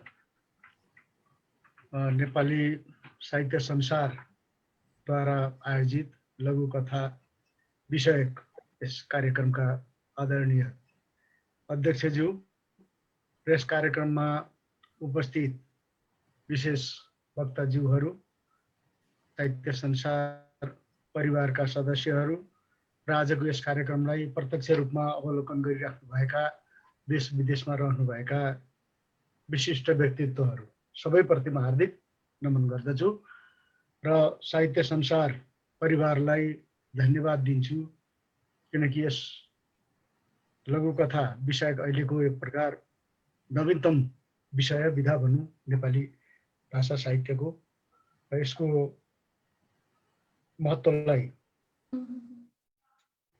बुझेर यसैका बारेमा चाहिँ यो परिचर्चा कार्यक्रम, अन्तर्संवाद कार्यक्रम जुन आयोजना गर्नुभयो, यसका निमित्त र यसमा मलाई पनि सहभागी बनाएर केही आफ्नो दुई चार आवाज अलि सानो आयो जस्तो लाग्यो। आवाज अलिकति थोरै आवाज सानो आयो कि बढाउँछु एकदम। मलाई पनि आफ्ना भावनाहरू प्रस्तुत गर्ने अवसर दिनुभयो, यसका लागि म आभार व्यक्त गर्दछु। मलाई बडो रमाइलो लाग्यो। 5 जना व्यक्तित्वहरूले लघुकथाका विविध पक्षमा, यसको महत्त्वका पक्षमा, यसको संरचनाका पक्षमा, यसको इतिहासका पक्षमा, अनि यसको शैलीका पक्षमा र पाठकमाथिको यसको प्रभाव के छ भन्ने त्यस पक्षमा संक्षिप्त रूपमा यो छोटो समयमा जे कुराहरू व्यक्त गर्नुभयो, यो सुनेर म बडो गदगद भएँ, खुसी लाग्यो। र हाम्रो आदरणीय हेमराज पोखरेल सरले जब यो लघुकथा विषय कार्यक्रम हुँदैछ, अब सर त्यहाँ सहभागी भएर केही शब्दहरू व्यक्त गर्नुपर्छ भनेर भन्नुभएको थियो। अब त्यो कुराले नै मलाई खुसी बनाएको थियो। अनि यसरी आबद्ध हुन पाइयो र यो बिचमा लघुकथाका पक्षमा मैले चाहिँ के गरेको रहेछु भनेर यसो खोजेँ, हेरेँ।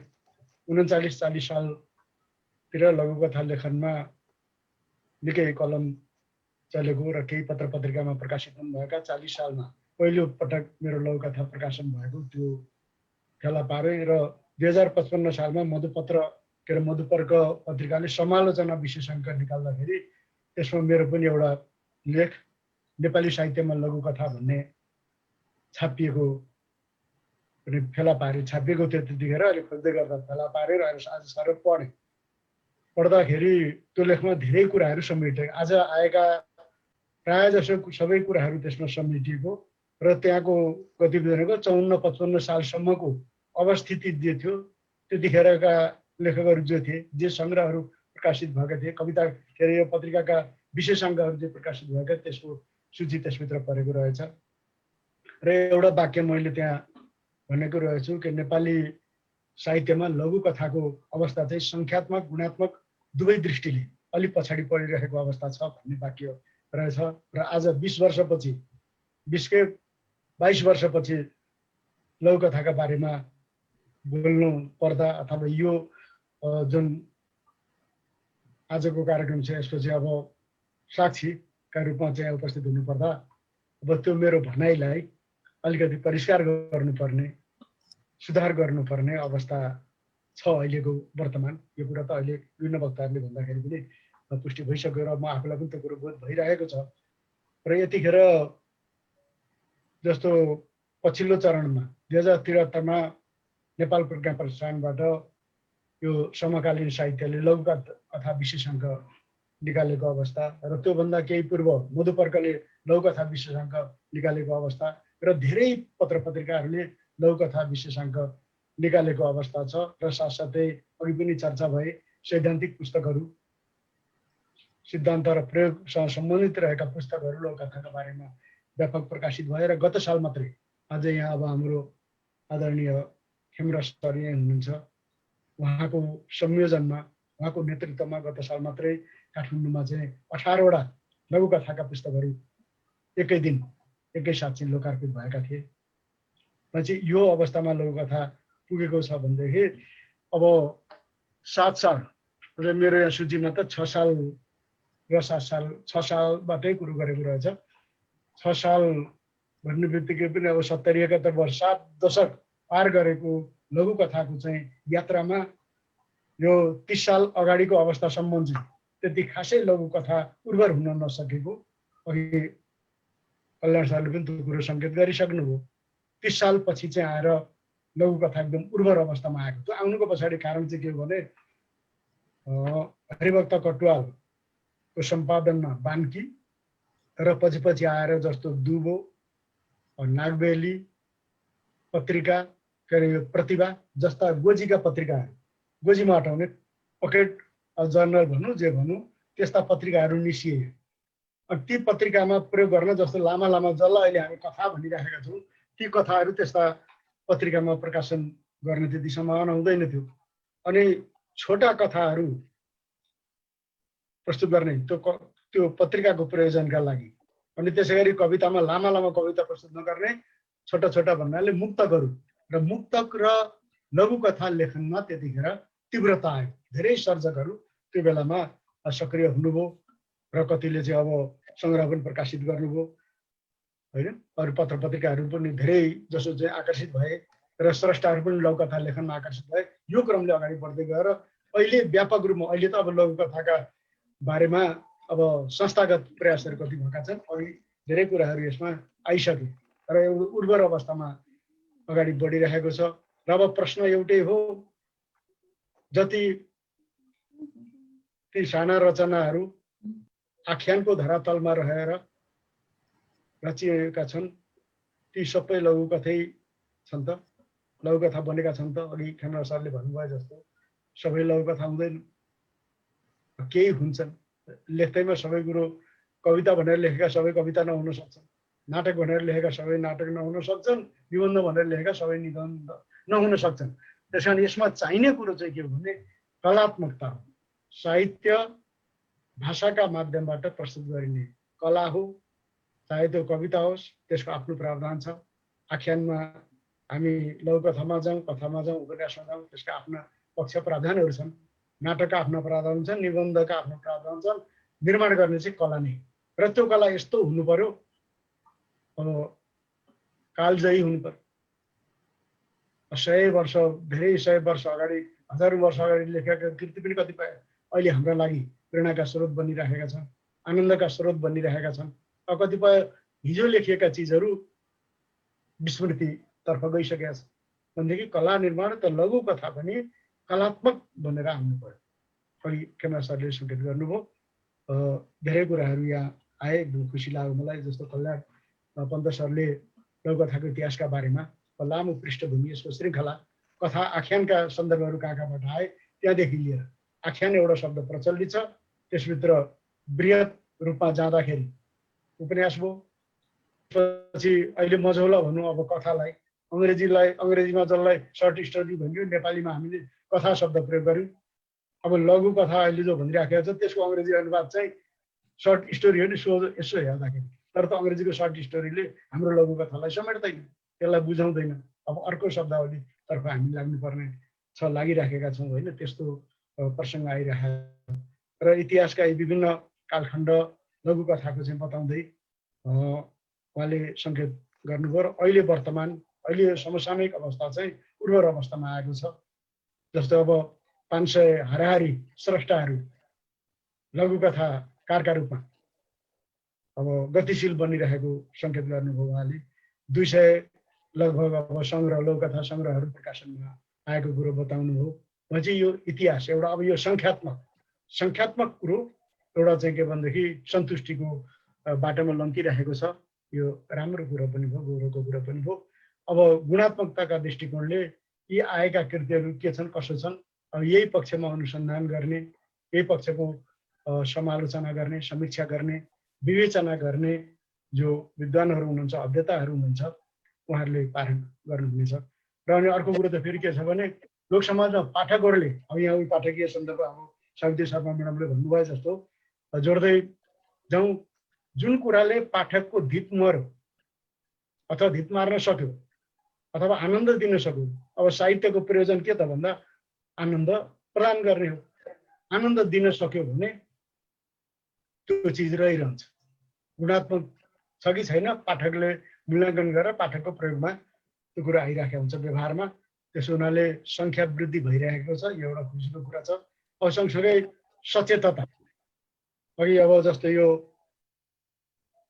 भनौँ न विश्वराज अधिकारी सरले अब विषयवस्तुको छनौटका प्रसङ्गको कुरो गर्नुभयो होइन। विषयवस्तु कसरी छनौट गर्ने, अब कति विषय छान्ने नछान्ने, जस्तो मैले लेख्ने कुरामा म कुन विषयमा लेखौँ भनेर छान्न सकिने अवस्था भयो।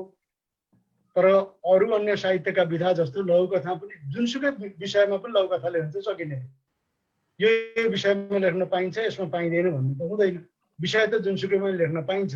लेखकले आफूलाई जुन विषय सन्दर्भले उसलाई स्पर्श गर्छ त्यो स्पर्श गरेको कुरामा लेख्ने। अहिले नेपालीमा लेखिरहेको अब साहित्य दुई पक्षबाट अगाडि बढिरहेको पाउँछौँ। एउटा स्वतस्फूर्त, जुन जुन विषय सन्दर्भले मलाई स्पर्श गरे म त्यसमा कुन विषयमा विधामा चाहिँ प्रस्तुत हुनु छ, एउटा त्यता म लाग्ने भएँ। अर्को कुरो मलाई यो विषयवस्तुको यो चिज चाहियो। जस्तै एउटा लघुकथा ल है त यो अहिलेको समसामयिक विषय, जस्तो उदाहरणका लागि म भनौँ विषय किन पूर्व निर्धारित हुँदैन भन्दाखेरि जस्तो भनौँ न यो गत साल असोजसम्म यो दुनियाँमा विश्वमा कसैले कोरोनाको बारेमा कल्पना गरेको थियो? कोरोना त विषय थिएन, कल्पना पनि थिएन। कसले कल्पना गरेन? त्यसैले कल्पना पनि त्यो आधारहीन कुरामा त कल्पना हुँदैन। अब मङ्सिरदेखि चीनमा सुरु भयो भनियो, त्यतिखेर पनि यो कानले सुन्नु अर्को ल्याउनु, अब के हो कोरोना कोभिड के हो हामीलाई वास्ता थिएन। अब फागुन पछि जब हामीलाई त्यसले स्पर्श गर्न थाल्यो, प्रभाव पार्न थाल्यो, अनि हामी त्यताप्रति अलि चासो राख्यौँ। र अहिले व्यापक रूपमा चाहिँ त्यो विषयवस्तुमा धेरै कथा कविता, अब लघुकथा पनि कति पारेका प्रभावकारिता आइहाल्छ। त्यस कारण विषय भनेको सबै पूर्व निर्धारित हुँदैनन्। अब स्रष्टालाई स्पर्श गर्ने सन्दर्भमा उसलाई पार्ने प्रभावका आधारमा विषय छनौट हुन्छ। तर विषय खुल्ला हुन्छ, कहिले पनि कुरा आयो नि खुल्ला हुन्छ। जुनसुकै विषय पनि लघुकथा रचना गर्न सकिन्छ। यही कुरोको सङ्केत विश्वराज सरले पनि गर्नुभयो। र अहिले नेपालीमा लेखिराखेका कथाहरू राजनीतिमा बढी केन्द्रित भइराखेका छन्, अहिले कोरोनामा पनि केन्द्रित भइराखेका छन् होइन। अनि अरू मानवीय पीडा, हाम्रा सामाजिक पीडाहरू, हाम्रा सांस्कृतिक सन्दर्भहरू र अन्तर्राष्ट्रिय विषयवस्तुहरू। अब यहाँ भनौँ न अहिले यो कार्यक्रम नेपालभन्दा बाहिरबाट भइराखेको छ। यहाँ धेरै सहभागी जो नेपालभन्दा बाहिर बसोबास गरिराख्नु भएको छ, त्यो भइराख्नु भएको छ। अब त्यहाँ भोगिएको भनौँ एउटा नेपाली मानसिकताले त्यहाँ भोगेको अब पीडा वेदना व्यथा चाहिँ बढी हृदयस्पर्शी मर्मस्पर्शी भएर आउँछ। सुखका कुरा कम प्रस्तुत हुन्छ, दुःखका कुरा वेदनाका कुराहरूले बढी चाँडै र अलिकति बढी मात्रामा प्रभाव पार्ने हुनाले ती कुरालाई हामी भित्राउँछौँ। अब त्यता बस्ने लेखकहरूले भनेको अब यो डायस्पोरिक जुन लेखन छ अब त्यो लेखनमा बढी त्यताका विषयवस्तुहरू सन्दर्भहरू आइराखेका हुन्छन्। नेपालमा रहेका नेपालबाटै विषयवस्तु समेटिएको हुन्छन्। र एउटा कुरो अघि के उठेको थियो यहाँ भन्दाखेरि नेपालका मात्रै विषयवस्तु नेपालको समाज संस्कृतिलाई मात्रै आधार मानेर विश्वमा हाम्रो पहिचान हुँदैन कि भन्ने कुरामा चाहिँ अलिकति विमति राख्छु म। यहाँ दुईजनाको कुरा कोट गर्छु। जस्तो विश्वका मैले नाम चाहिँ बिर्सेँ, प्रसङ्गवश माफ गर्नु होला, के भन्नुभएको एकजना विश्व प्रसिद्ध लेखकले बाह्य लेखकले भन्दा जसले आफ्नो बारेमा लेख्छ उसले संसारका बारेमा लेख्छ, सबैका बारेमा लेख्छ। त्यसो आफू हो म, आफ्नो धरती आफूले भोगेको सन्दर्भ जे छ। अर्को कुरो एउटा उदाहरण हेरौँ न, जस्तो यो भाषागत कुराले कति अन्तर पार्छ भन्ने कुरो अब पर्ल एस बकले चाहिँ जुन त्यो कल्याणी धरती गुड अर्थ भन्ने चाहिँ उपन्यास लेख्नु अङ्ग्रेजी भाषामा चिनिया पृष्ठभूमिमा सम्पूर्ण त्यो चिनिया पृष्ठभूमि त्यहाँकै समाजमा आधारित कथामा रहेर उपन्यास लेख्दा नोबेल पुरस्कार प्राप्त भयो। अङ्ग्रेजीमा लेखिएको थियो। अब अरू कुनै जस्तो अब अमेरिकी समाज युरोपीय समाजका बारेमा नेपालीमा कसैले उपन्यास लेखो एकदम विशेष खालको भने पनि नोबेल पुरस्कार उसले पाउँदैन, अङ्ग्रेजीमा लेखेको हुनुपर्छ भन्नाले यस्ता। त्यस कारण ठाउँले सानो ठुलो हुने होइन, शैली प्रभावकारी चाहियो साहित्यका लागि। शैली अघि जुन कलाको कुरो गऱ्यो त्यो कला भनेको शैलीमा निर्माण हुन्छ र साहित्यकारको मौलिकता भनेको शैलीमा निर्भर हुन्छ। र त्यो शैली सशक्त हुनु पर्यो, प्रभावशाली हुनु पर्यो र त्यो प्रभावकारिता त्यो प्रभावशालीता चाहिँ कृति जति संक्षिप्त हो त्यति प्रभाव बढी हुनुपर्छ, प्रभावित पार्ने गर्छ। सुनका गहना सानै हो, यत्र यत्र त लगाएर हिँड्दैन, हिराका सानो प्रयोग गरिन्छ, त्यसको प्रभाव विशेष हुन्छ। त्यस कारण लघुकथा पनि अब सानो छोटो आकारको छोटो संरचनाको विधा भएको कारणले गर्दा यो बढी प्रभावकारी हुनुपर्छ, सशक्त हुनुपर्छ। अब यिनै कुरामा आजका वक्ताहरू पनि केन्द्रित हुनुभयो। अब रञ्जुश्री पराजुली म्याडमले पनि अब अहिलेको वर्तमान स्थितिको बारेमा चर्चा गर्दा अब लेखनको पनि विस्तार भइराखेको छ, प्रकाशनको पनि विस्तार भइराखेको छ। अब लेखन प्रकाशन विस्तार भएपछि पाठकको पनि विस्तार भइराखेको छ पाठकले। र अघि भर्खर पनि कुरो आयो, सावित्री म्याडमले कुरो उठाउनु भयो, लघुकथाको रोचकताको प्रसङ्ग अथवा यसको प्रभावकारिताको प्रसङ्ग चाहिँ के हो भने तुरन्त यसो कहीँ यसो उभिँदै एकछिनमा नि सर पढिहाल्न सकिने भयो होइन, कहीँ बसिराखेका बेलामा पढ्न सकिहाल्यो, धेरै समय चाहिँदैन। योजनै बनाउनु परेन, म आज यो पुस्तक यसरी पढ्छु भनेर योजना बनाइराख्नुपर्ने अवस्था पनि हुँदैन। भनेपछि अब त्यो सर पढ्दै जाँदा अब त्यो कथाभित्र कतिको कलात्मकता छ, पाठकलाई आकर्षित पार्न सक्ने, प्रभावित पार्न सक्ने कतिको चाहिँ कला र प्रस्तुति त्यसमा आएको छ, त्यो हेर्ने भए। र यसमा समापनको कुरो खेमरा सरले उठाउनु भयो। जस्तै त्यो अन्तिमको समापन वाक्य भनेको चाहिँ म यहाँ के सोचिराखेको थिएँ त्यो बेला भने, जस्तै एउटा ताला छ, ताला सानो ठुलो जत्रो लगाइराखेको होस्, त्यो ताला लगाउन्जेलीसम्म त्यहाँ भित्र के छ त कसैलाई थाहा हुँदैन। त्यसलाई खोल्ने कुरो चाहिँ एउटा सानो चाबी चाहियो। ताला जत्रोसुकै ठुलो भयो भने चाबी चाहिँ सानै हुन्छ नि, सानै आकारको त्यो चाबी चाहियो। त्यो चाबीको काम चाहिँ यो उसले लघुकथाको समापन वाक्यले गर्छ। त्यसमा समापन वाक्य चाहे त्यो विपरीतार्थक होस् अथवा मन्त्रवत होस्, सशक्त अथवा व्यङ्ग्यात्मक होस् अथवा मर्मस्पर्शी होस्, त्यस्तो चाहिँ चाहिन्छ। र अर्को मेरोमा अघि अब 150 300 अब हिन्दीतिर उता 600 र विगल्ती जोड्ने र नजोड्ने आधारमा 6 र 3 सरले यसको विस्तृत रूपमा प्रकाश पारिसक्नुभयो। तर मलाई के लाग्छ भने लघुकथा सकेसम्म यथाशक्य छोटो लेख्नु। लघु भन्ने शब्दले जे बुझाउँछ त्यो हुनु पर्यो। मानिसको सिंह जीवनको चर्चा गर्दा बाल्यकाल जति हो त्यति भित्र समेटिनु पर्यो। 20 वर्षकोलाई चाहिँ बालक हुँदा अन्तर्राष्ट्रिय उसमा चाहिँ 18 वर्ष छ। हाम्रो संस्कारमा त 16 वर्ष पुगेपछि त्यो चाहिँ युवा पुस्तामा लाग्छ भन्ने मान्यता हो पहिले। अहिले 18 मा पुगिराखेका छौँ होइन। 18 वर्ष पुगेपछि बाल्यकालबाट चाहिँ गयो भने चाहिँ जे होस् बाल्यकालै बुझाउनु पर्यो। अब 25 वर्षको युवालाई बालक भनौँ भने कोही विकसित नभएका हुन सक्छन्। शारीरिक अवस्था विकसित भएन भने उसलाई बालक भन्नु त मिल्दैन होइन। अब कोही उमेर धेरै गएका छन् विकसित हुन नसक्दा को अवस्था पनि छ। कोही सानै बालक चाहिँ सानो समयमा एकदम अप्रत्याशित रूपले धेरै विकसित भयो भने पनि फेरि त्यो पनि कता कता नमिल्दोपन हुन्छ। नमिल्दोपन हुन भएन, कलात्मकता सुगठितता हुनु पर्यो। त्यसको सङ्गठन पक्ष चाहिँ राम्रो हुनु पर्यो। त यसरी यो शब्द सीमाको प्रसङ्ग आएको छ। अब 150-300 भन्दा तल अझ सकेसम्म छोटो। र यहाँ अर्को कुरो पनि आयो सूत्र कथा। कल्याण सरले पनि यसको जवाब त दिनुभयो। वास्तवमा सूत्र कथा नै हो लघु कथा। अन्तिममा जुन वाक्य हुन्छ त्यो वाक्यले सूत्रको काम गर्छ। त्यो सूत्र भनेको वेदको ऋचा मन्त्र जस्तो। संस्कृत व्याकरणका सूत्र भन्छ त्यो एउटा सूत्र चाहिँ अनि खोल्न थालेपछि व्यापकता हुँदै जान्छ। त्यसकारण त्यो सूत्र वाक्य निर्माण गर्नुपर्छ लघु कथाकारले र त्यसलाई सकेसम्म छोटो बनाएर सूत्रात्मक वाक्य दिएर र त्यो समापन पनि एकदम आकस्मिक। ठिक छ, अर्कै विपरीत ध्रुवमा जाँदा त्यो कल्पनै पाठकले नगरोस्, त्यो ढङ्गले जाने। र त्यसको अर्को एउटा प्रसङ्ग चाहिँ नाटकीयता पनि। नाटकीयता मोड ठ्याक्क परिवर्तन गरिदिने। यो खालका कुराहरू भयो भने लघु कथा राम्रा हुन्छन् भन्ने चर्चा यहाँ भए।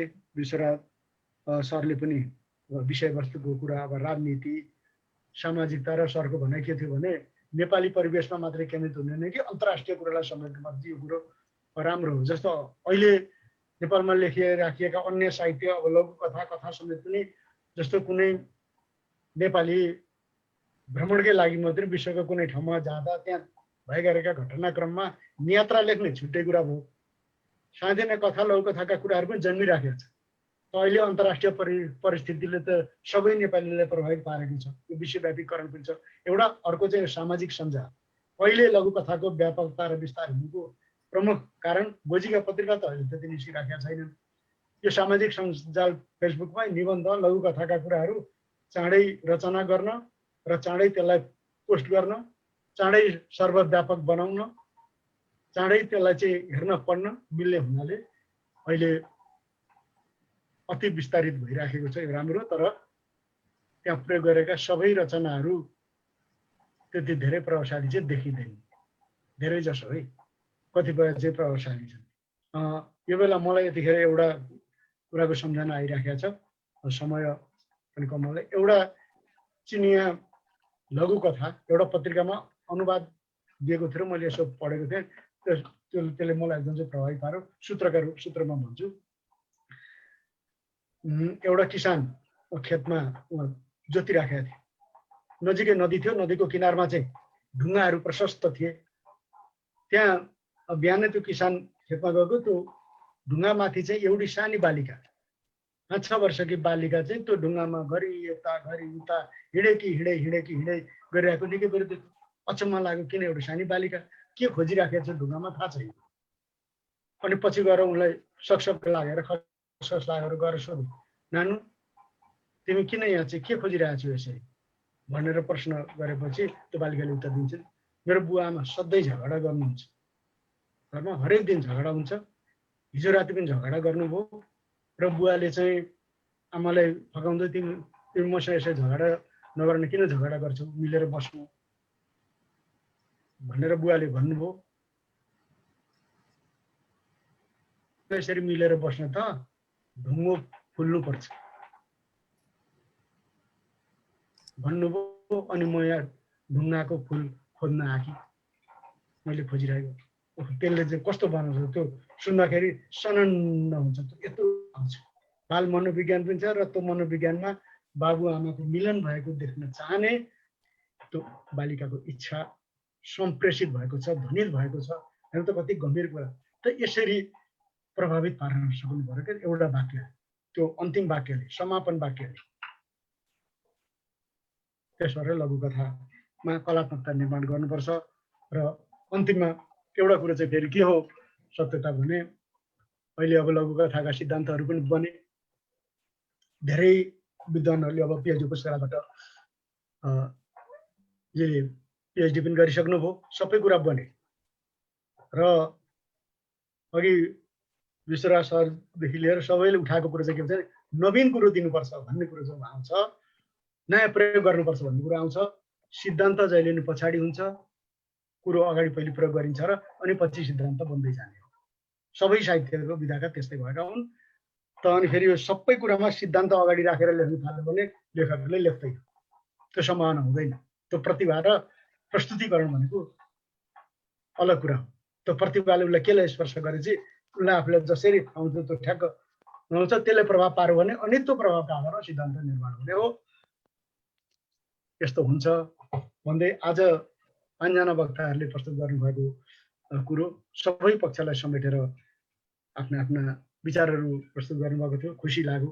यहाँहरूलाई धन्यवाद दिन्छु म, किनभने तपाईँहरूको प्रस्तुतिकरणलाई आधार मानेर मैले पनि 2-4 शब्द बोल्न पाएँ। मेरो लागि पनि यो अहोभाग्य भयो र यो कार्यक्रम आयोजक वर्गलाई पनि पुनः धन्यवाद दिँदै म मेरा 2-4 शब्द यहीँ टुङ्ग्याउँछु।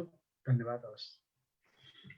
हार्दिक धन्यवाद दिन चाहन्छु। एकदम नै छोटो समय लिएर एकदम नै रोचक ढङ्गले उहाँले समालोचना पनि गरिसक्नु भएको छ। धन्य बनेको छ यो मन आज ज्ञानका कुरा सुन्न पाइयो, पाएँ सबै उत्तरहरू अब प्रश्न के चाहियो। नव नव कथाको विषय म खोजु र सोचु, अब सिक्ने छु र सिकाउने छु वास्तविकता लेखु कथामा। अब ज्ञानका कुरा सिकाउनु हुने सम्पूर्णलाई नमन, जोस र जाँग र थप अब म गरौँ, धन्य बनेको छ यो जीवन, धन्य बनेको छ यो जीवन। हार्दिक हार्दिक धन्यवाद दिन चाहन्छु सम्पूर्ण अतिथि वर्गहरूमा जो आफ्नो अमूल्य समयबाट पनि थोरै समय निकालेर हामीलाई ज्ञानगुणका कुरा सिकाउनका लागि आउनुभएको छ। अबको समय कार्यक्रम समापनको भएको छ। यसै क्रममा यस कार्यक्रम समापन गरिदिनु हुनको लागि प्रकाश पाण्डेज्यू हाम्रो सभापतिज्यू लाई अबको समय हस्तान्तरण गरेको छु। फेरि पनि नेपाली साहित्य संसारको तर्फबाट सम्पूर्ण यहाँहरू उपस्थिति रहनुहुने अतिथि वर्गहरू र यतिन्जेल हेरेर साथ दिनुहुने फेसबुक लाइभबाट साहित्य अनुरागीहरूलाई कोटि कोटि नमन गर्न चाहन्छु। अबको समय सभापति ज्यूको लागि। नमस्ते, हार्दिक हार्दिक धन्यवाद आदरणीय अतिथि महानुभावहरू। हैन आज नउठ्ने कुशल कार्यक्रम हजुर,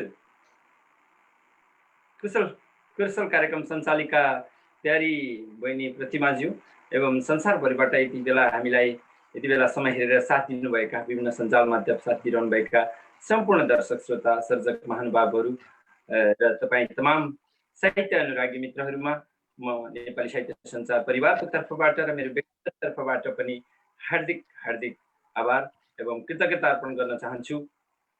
एउटा भाषा साहित्य अनुरागी हुनुको हैसियतले आजको यस्तो सुन्दर कार्यक्रममा, यस्तो भव्य जानकारीमूलक कार्यक्रममा सहभागी हुन पाउँदा मैले अत्यन्तै गौरवान्वित महसुस गरेको छु। हाम्रो भाषा साहित्य कलाको सम्पन्नता र यसको सुन्दरता मध्येको एउटा श्रृङ्गार हो लघुकथा र लघुकथाको भन्ने बित्तिकै लघु भन्नाले रस्व र रस्व भन्नाले छोटो बुझिन्छ, तर यो रस्वबाट सुरु भएको दीर्घजीवी भाव रहने, दीर्घजीवी गहनता रहने र यसमा भएका गहिरा गहिरा विषयवस्तुलाई उठान गर्ने यो लघुकथालाई दीर्घ बनाइदिनु भएको छ यहाँ हाम्रा आदरणीय अतिथि महानुभावहरूले। र यो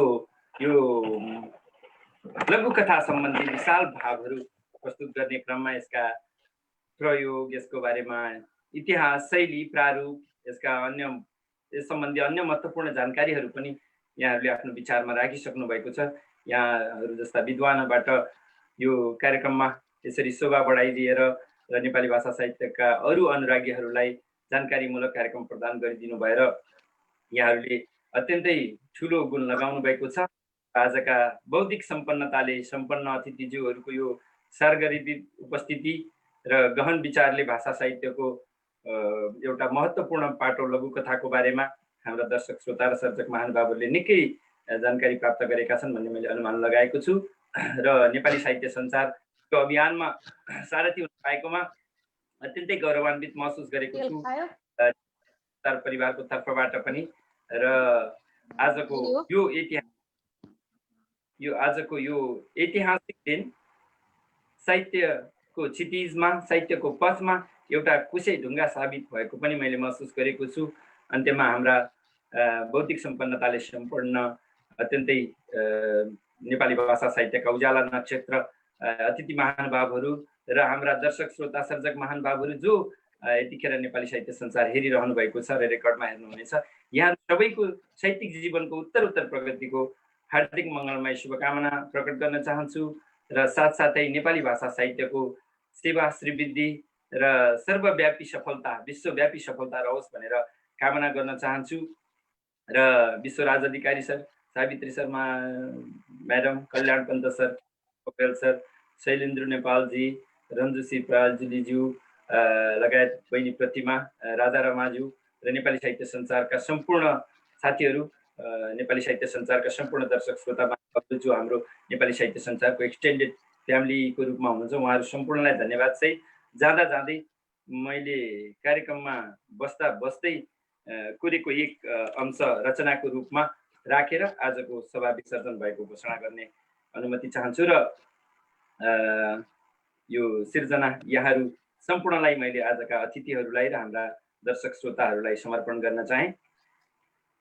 आए काव्य समाज का चहकिला, झिलके उजाला कवि, भाषा साधक साधना धन धनी, संपन्नता संपत्ति, सावित्री कवि विश्वराज रसिला, कल्याण साहित्य का रंजू श्री अनि खेमराज हंसिला, शैलेन्द्र नेपाल का ज्ञानी ज्ञान दियो मजा लघु कथा, संपूर्ण विस्तारमा श्रद्धा स्वागत मान आदर सधैँ साहित्य संसारमा, छोडिने चाहत छैन यो सरसिलो साहित्यको आँगन, छोडिने चाहत छैन यो सरसिलो साहित्यको आँगन, मैले बाध्य हुँदै विसर्जन सभा गर्दैछु है सजना, मैले बाध्य हुँदै विसर्जन सभा गर्दैछु है सजना, गर्दैछु है सजना। हार्दिक धन्यवाद र यससँगै यो सभा विसर्जन भएको अनुमति साथ फेसबुकबाट प्रत्यक्ष प्रसारणलाई अन्त्य गरिदिनु हुन कार्यक्रम प्रस्तुता बहिनी प्रतिमाज्यूलाई हार्दिक अनुरोध गर्दछु। धन्यवाद, नमस्ते। नमस्कार, हामी सबैको तर्फबाट पनि